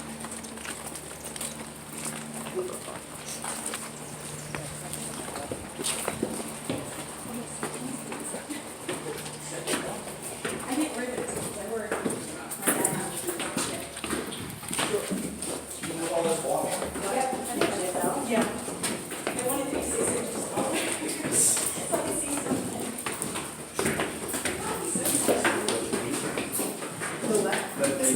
I'm sure there was some specialists.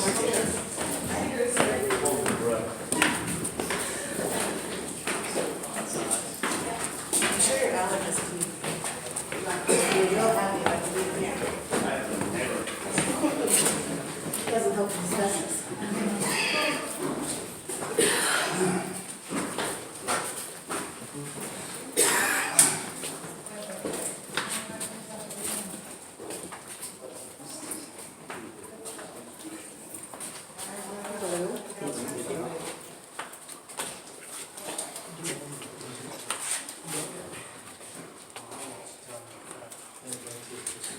So you're now on the medical floor. Like I said, once we start walking, we're going to keep walking and I'll talk as we go, but I just wanted to let you know that all the artwork up here was Danny Lehman. Motorcycle club president, artist, painted that bridge scene. He also did all these.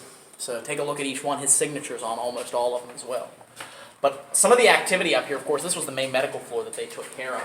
We've had footsteps coming up these stairs, and even on the past 2 tours that I've given, we've had footsteps on the far stairs down on that other side.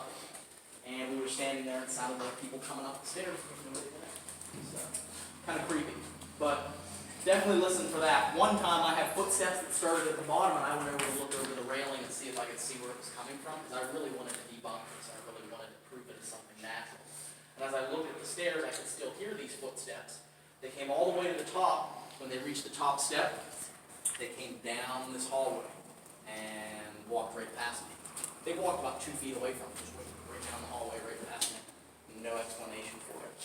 So, that was kind of creepy. That was probably about 9 years ago, I would say. A long time ago. Still remember it though. For the longest time, I had video of it. Not anymore.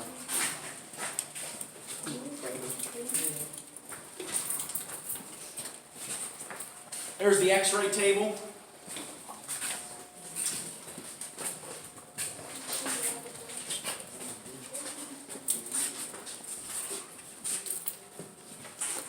Pharmacy over here.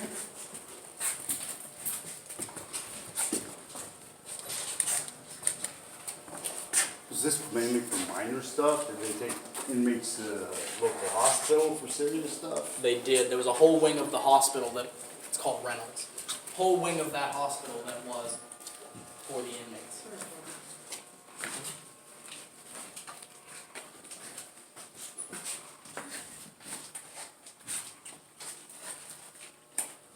You need some light? Yes, please, thank you. I noticed when Got it. He was. That he was. He really knew how to... He knew his way around a paintbrush and a pencil, that's for sure. He spent a lot of time up here because, like I said, he was kind of a ladies' man, and there was a nurse up here that he had a crush on that he would always come up here and flirt with. Oh, He actually killed a guy over her, too. oh yeah. James Hall was his name because James Hall went to the head medical director, head medical examiner, his name was Paul Kirby. Went to Paul Kirby and told him that Danny's up here being flirtatious with his nurse or having some sort of involvement with her, so Danny wasn't allowed to come back up here. Two members of the Avengers motorcycle club stabbed James Hall to death. This was lined with beds down here for sick and injured inmates that needed constant care before they sent them back to the cell block again. If it was serious enough, they'd send them down to the local hospital, Reynolds. But if it was just, something they could take care of in-house, they'd do it here. Now, there were inmates that died, but they would try and take care of them until the ambulance got here by bringing them up here. There were inmates that died on this whole floor.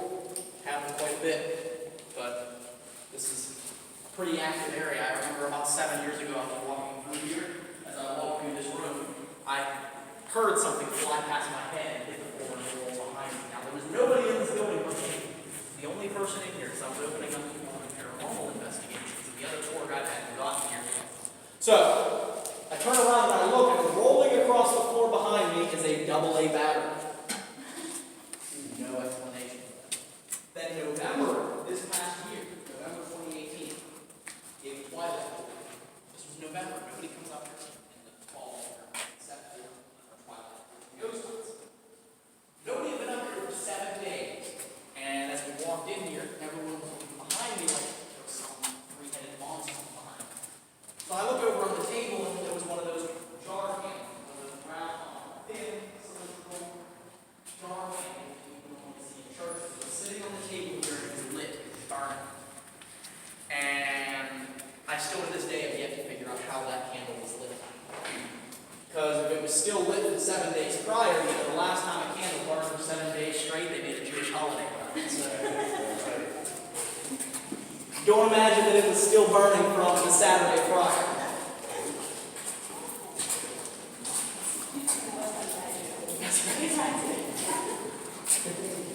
But somebody would have had to run up here and lit it, and like interrogate all of the tour guides and maintenance staff that work here. Nobody will fess up to it.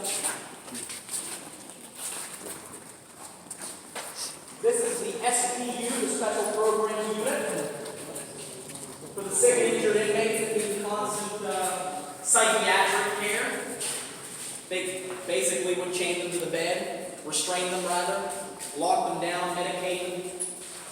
All because they exhibited strange and unusual behavior. So, you had an inmate that was up here, he had pica. Does anybody know what pica is?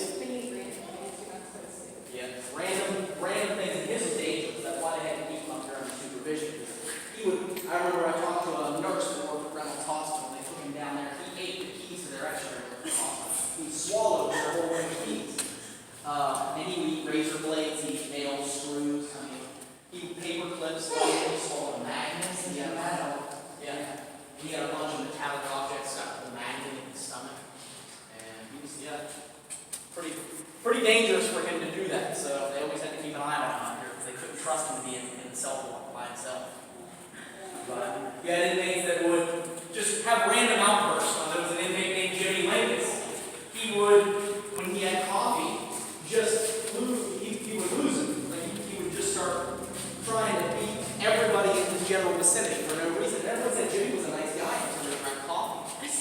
a bad reaction either to caffeine or like the dye that he had an adverse reaction in his brain, chemical reaction. And he would become violent, terrible. So, nobody wanted to work up here on this floor. The officers did not like this floor. And they gave it a nickname. They called it Fantasy Island. That's what they call this up here. So whenever they had their briefing meetings before every shift, they would always wait until last to find out who showed up late that day. Who was assigned to work up here. But the pink that they painted the walls, that Pepto-Bismol pink color, everyone always asks me about that. It's because there was a study in the 90s that said that was calming. That color is psychologically calming. You get calmed down by it? Yeah, maybe. I don't know. You're not just my hair now. That's right. It's not so much conscious. I don't know. Maybe it is. I don't know. Maybe that's why everyone's so calm around you all the time. I think we'll. You guys are the ones and No, we don't really repaint because the paint itself is different. This is still all lead-based paint, so don't need any of the paint chips. But yeah, we would have to do a whole lead abatement to scrape all the lead paint off and then repaint it with new paint. There you go. Tall enough to see inside. These were the suicide watch cells. They would lock them in these cells, stripped down completely naked. They'd be in there because they were a danger to themselves or others. They had to be careful that they did not harm themselves in there, so they would check on them frequently. Yeah. The only thing they had in there was the shower head and the drain in the floor. That's it. Became really tough to keep them under control. So they just leave them in there. If they had to use the restroom, they just let them go and wash it down with the shower head. So, we keep them locked because we have to keep the keys up here constantly if we unlock them. Because the way the lock works, it's like a latch, you know. Think of the lock as the doorknob. Open it up, turn the key, it opens. As soon as you shut it again, it relatches and locks. So if we had those doors open and somebody thought, oh, here's a funny prank, my buddy's in the cell, let me go ahead and shut the door on him. Better hope we know where the keys are, have them handy. That's why we keep it locked up. Not that that'd be a bad thing, I spent a couple hours on that. That'd be fun. The door gets locked when you come out of there. These are the stairs where we keep hearing stuff today. And I don't know what it is, but we've heard twice on my first 2 tours. It sounded like somebody coming up these stairs. And there was nobody there.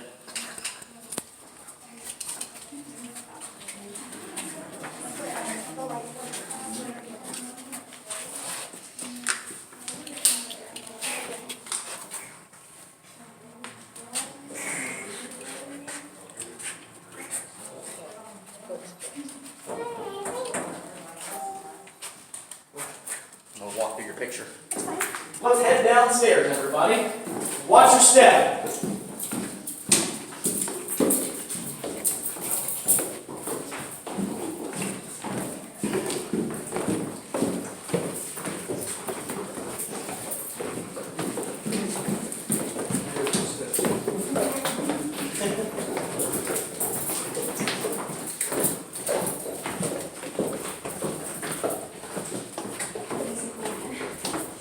You don't realize how warm it is up there. Maybe Yeah. come back down.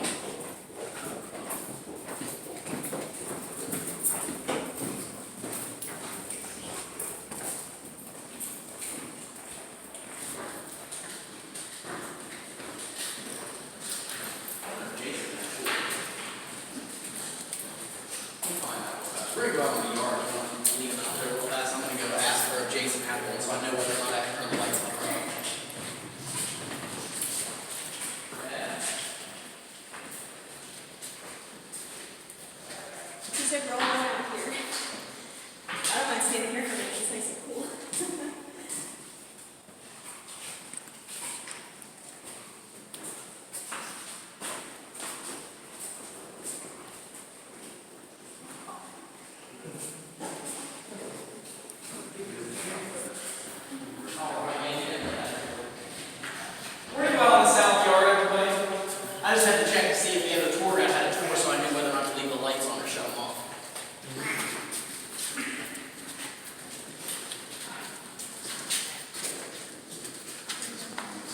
I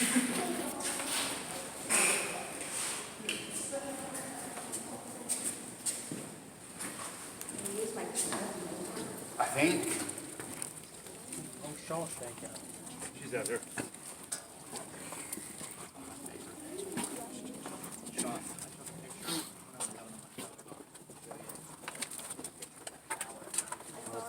I love that, yeah. Oh, that's right, because you commented. Yep, Yeah. it's okay.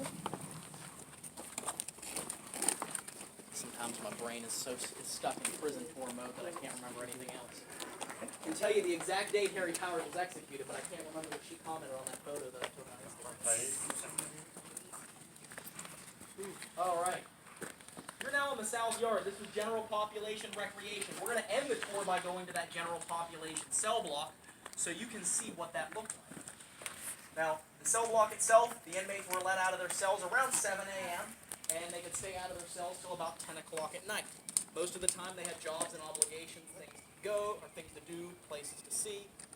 They would go to the recreation yard classrooms, vocational classrooms, workshops.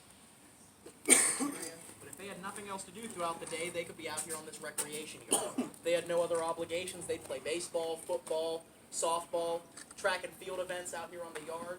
Lots of sporting events took place out here. They would even set up a boxing ring back in the 60s and they would have boxing matches. The inmates would box one another, or say you live locally, you were a professional boxer, you need a practice match, challenge an inmate to a boxing match, come on in and spar with them. Win prize money that way too, $5.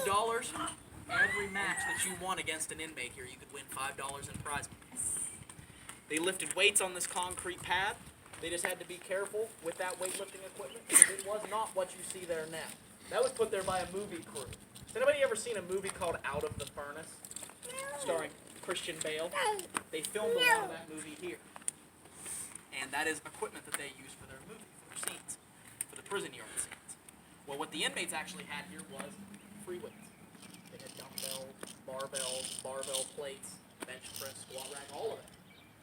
And if they did not watch these inmates closely, that could very easily be turned into weapons. You get into an argument on the weight pad, and sometimes these 45-pound hunks of iron can swing around and take somebody's head off. Talked to an officer who actually watched an inmate named Yankovic. He had his skull crushed with a 25-pound barbell out here on the yard. Dangerous. Also dangerous in the sense that if you continue to allow them to lift and continue to get stronger and bigger, they're not able to be controlled anymore. If you need to restrain them if they're acting out, and these guys have lifted weights 7 hours a day for 7 days a week for the past 4 years, and they can bench press a refrigerator, you can probably bet they're going to toss these guards around like they're rag dolls, and that's exactly what happened. Late 60s, an inmate was in a confrontation with the officers. He was beating on 4 officers that were trying to get him on the ground. One of them finally broke away and went out here and got a .38 caliber pistol. Came out here, shot that inmate twice, and he took 3 steps across the yard and died. All the way down dead. Just like that. So they sometimes had to resort to using deadly force because they were so strong. There's no other way to control them. They'll beat the heck out of you until you shoot them dead. So that was the only way to get them. But towers on either corner, speaking of shooting them dead, the towers on the corners, where they had their rifles, could either be the most exciting job in the prison or the most boring job in the prison. During the day, you saw a lot come up there. You had a lot of inmates to watch. You had a lot to see, and you saw a lot of exchange of contraband. You saw a lot of exchange of weapons. But at night, when the inmates were all locked in their cell and it was 3 in the morning and the yard was empty, nothing but an empty yard and lights to watch, it'd get pretty boring out here. Make an 8-hour shift feel like an 18-hour shift.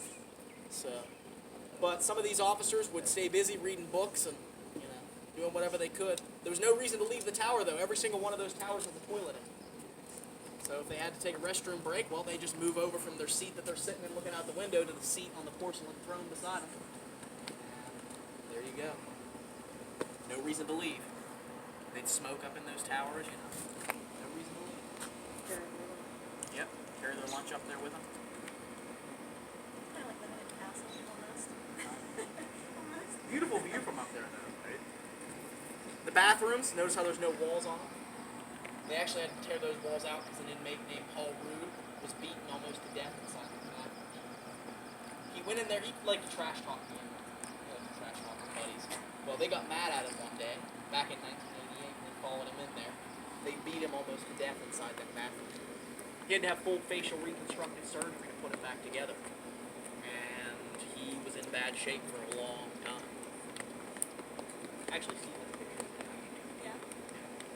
Yeah, one of our friends, he actually owns the Archive of the Afterlife, the Paranormal Museum here in Moundsville. I don't know if you ever heard of it or not, but he has a bunch of stuff on, kind of bring up stories, and he has pictures. He knows the old prison photographer that worked here, and that guy gave Steve pictures of Paul after he was beaten. He's in the infirmary in the bed. You see his face, and it looked painful. They tore out the walls in the bathroom, so no privacy out here in the yard after that, but I mean, look how beautiful it'll be there. Right, wild and wonderful West Virginia. Look at the mountains. Any questions before we head into the basement for a few minutes? This is another History Mystery Monday specific area, an indoor recreation room called the Sugar Shack. The Sugar Shack became infamous whenever it was featured on MTV's Fear, and now still to this day is thought to be one of the most haunted rooms in this prison. So, look, huh? Closed, there was pool tables down there.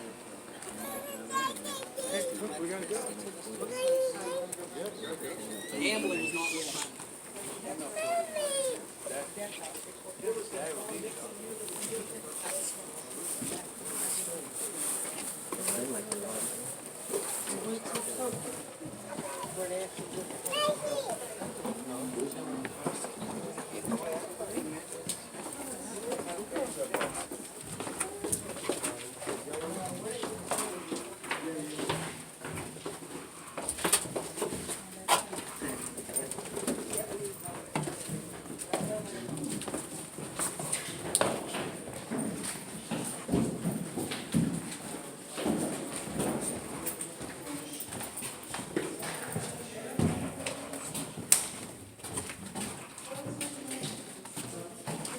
But the artwork and the paintings did not always match the atmosphere down here.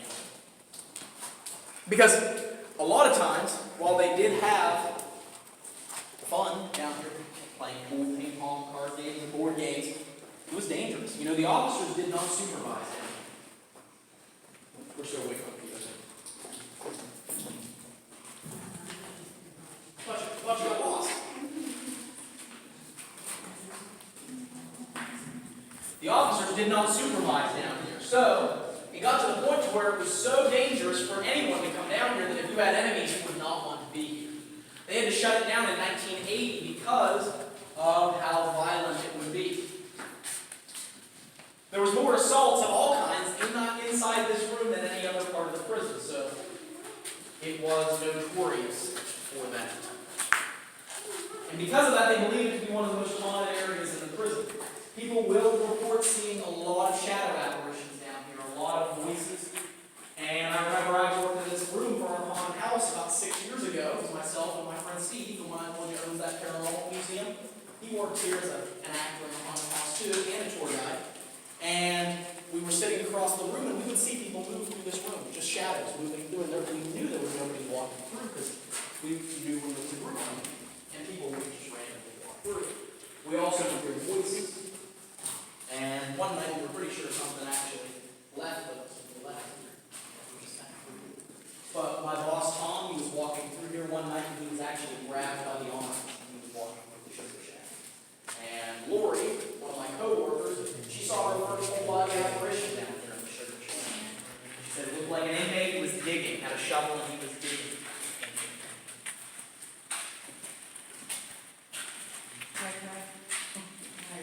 Probably.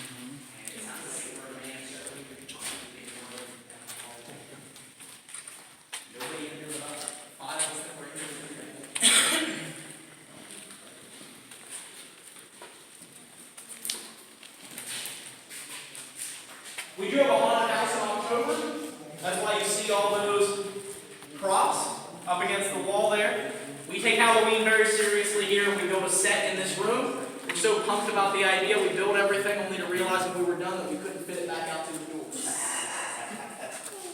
So we just pushed it to the side of the room and there we go. It'll sit there until next Halloween, until October. It's not going to be far away, to be honest.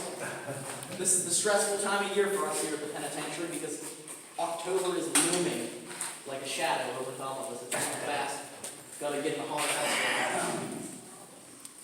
That drops you big crowds. Oh yeah, we put about 30,000 people around. Wow. Pretty decent. Let's head back upstairs, everybody. I will tell you, the only artwork that's not original are these Mothman-looking guys. I was wondering what that was. That was painted by MTV's Fear, the reality show that used to be on MTV. They painted that without permission because they said the prison didn't look scary enough. But the Sugar Shack did not look scary enough.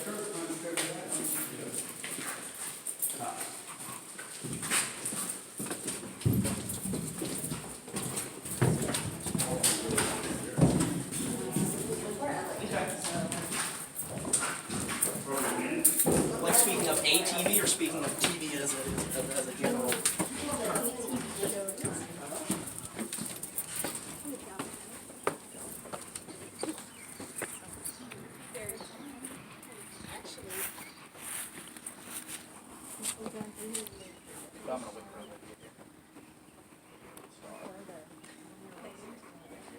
They actually showed that episode of Fear at the beginning. So it was right after that. Yes.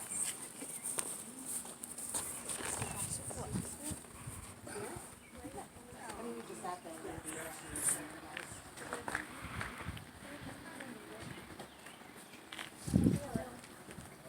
that happened to these episodes.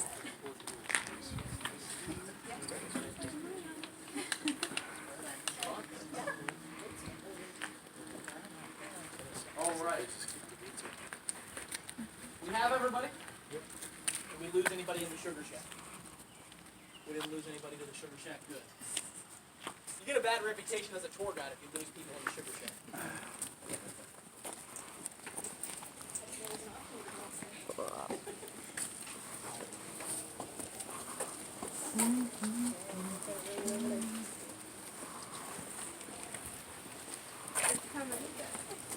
it comes.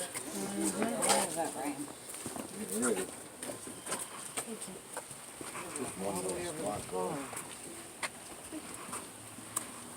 Kyle run over and did it, he said.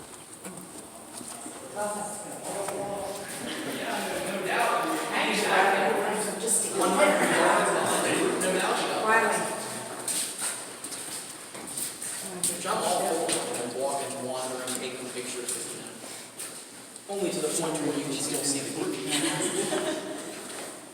So we're going to go into the cell block here now. This is the largest cell block in the prison, and all of it is joined with the rest of the facility by this hallway. They called this Main Street, and they used it to get everywhere. It's the 9-8 corridor. So the hallway itself was used many different ways. They could walk up and down the hallway in a single file line. They could wander at points in this prison's history. Security protocol changed depending on the warden, depending on the officers that worked here, who was in charge. So can't for sure say one way or the other what it was like to walk in this hallway because it changed so much. Let's move into the cell block.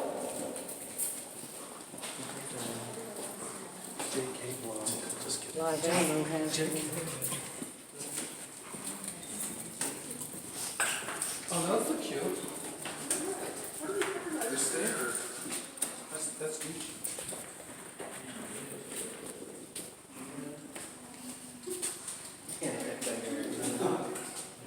What is it? Oh, she's taking a picture of that later.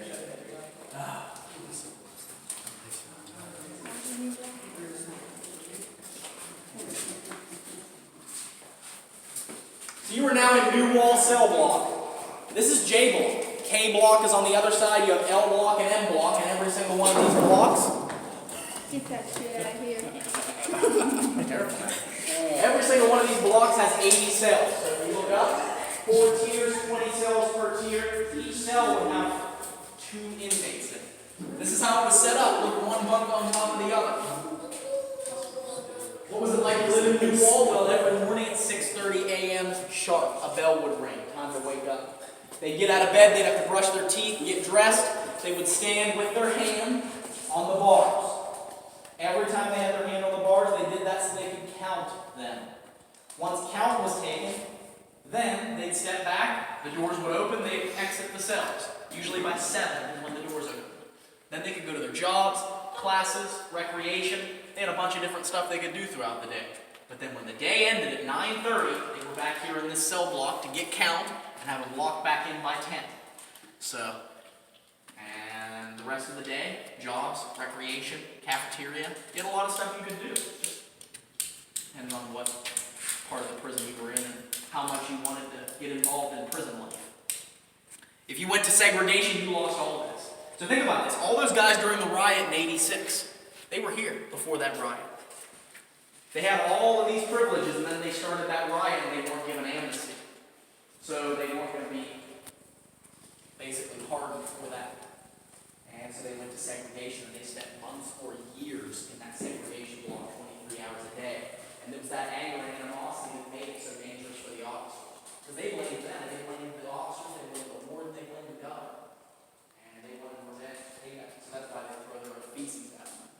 Later, they were trying to set them on fire. During those riots, this was when murders were. Both the 186 and the 173, when they make the murders being informed during that riot as well. And just in general, you didn't get to choose your cellmate. So if you didn't get to choose your cellmate, you didn't get to really decide whether or not you get along with them.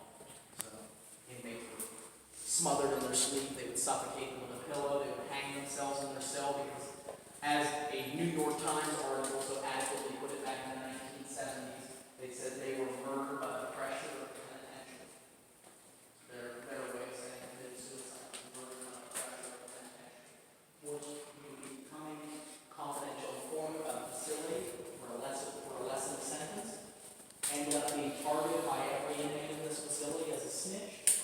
Ended up taking their own life before they could be murdered. So that's the type of stuff that would occur in this cell block. People have seen shadow figures and voices in here all the time. I've heard whistling that actually starts on the opposite side of the cell block there. I followed the whistling, went all the way around to the other side. And we made it into cell 16. And as soon as I turned the corner to look into cell 16, the whistling stopped and the cell was empty. There was nobody here. K-Block, which is on the opposite side, Lori, the other tour guide, she was walking through, and every single door on that tier, she was by herself, every single door on that tier slammed shut. Nobody's here but her. Showers are right over here. Take a walk through the showers. You'll see there's 9 shower heads on that shower. And I'll meet you down on the opposite end here.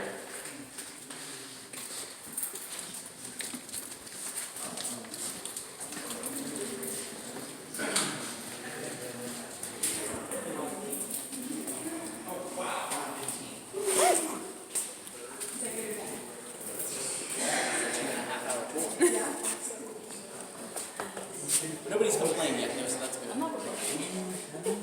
But I apologize that we're running late. I just got talking too much on this tour. But I apologize that we're running so late. I just got talking so much on this tour. Nobody's in a hurry.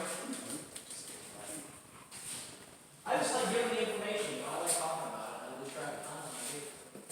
If we didn't want the information, we would be for a tour. I like hearing about it.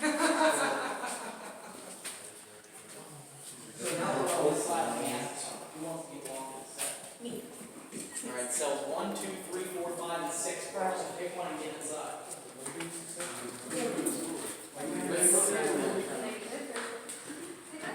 So when you're in there, I have to go upstairs to shut the doors, so please stay back away from the bars until the doors are completely shut, then you can step forward. So I don't want anybody to catch their hands in the bars and end up with a broken Are finger. you getting in there? Or like a stand donation?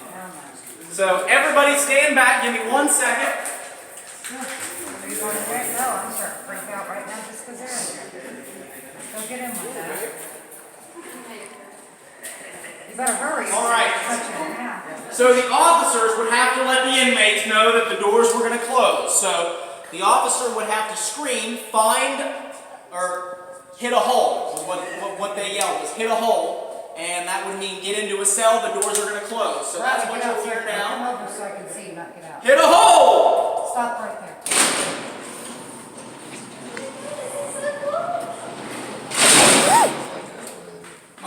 step forward. Don't put your hands in there. Alright, let's go.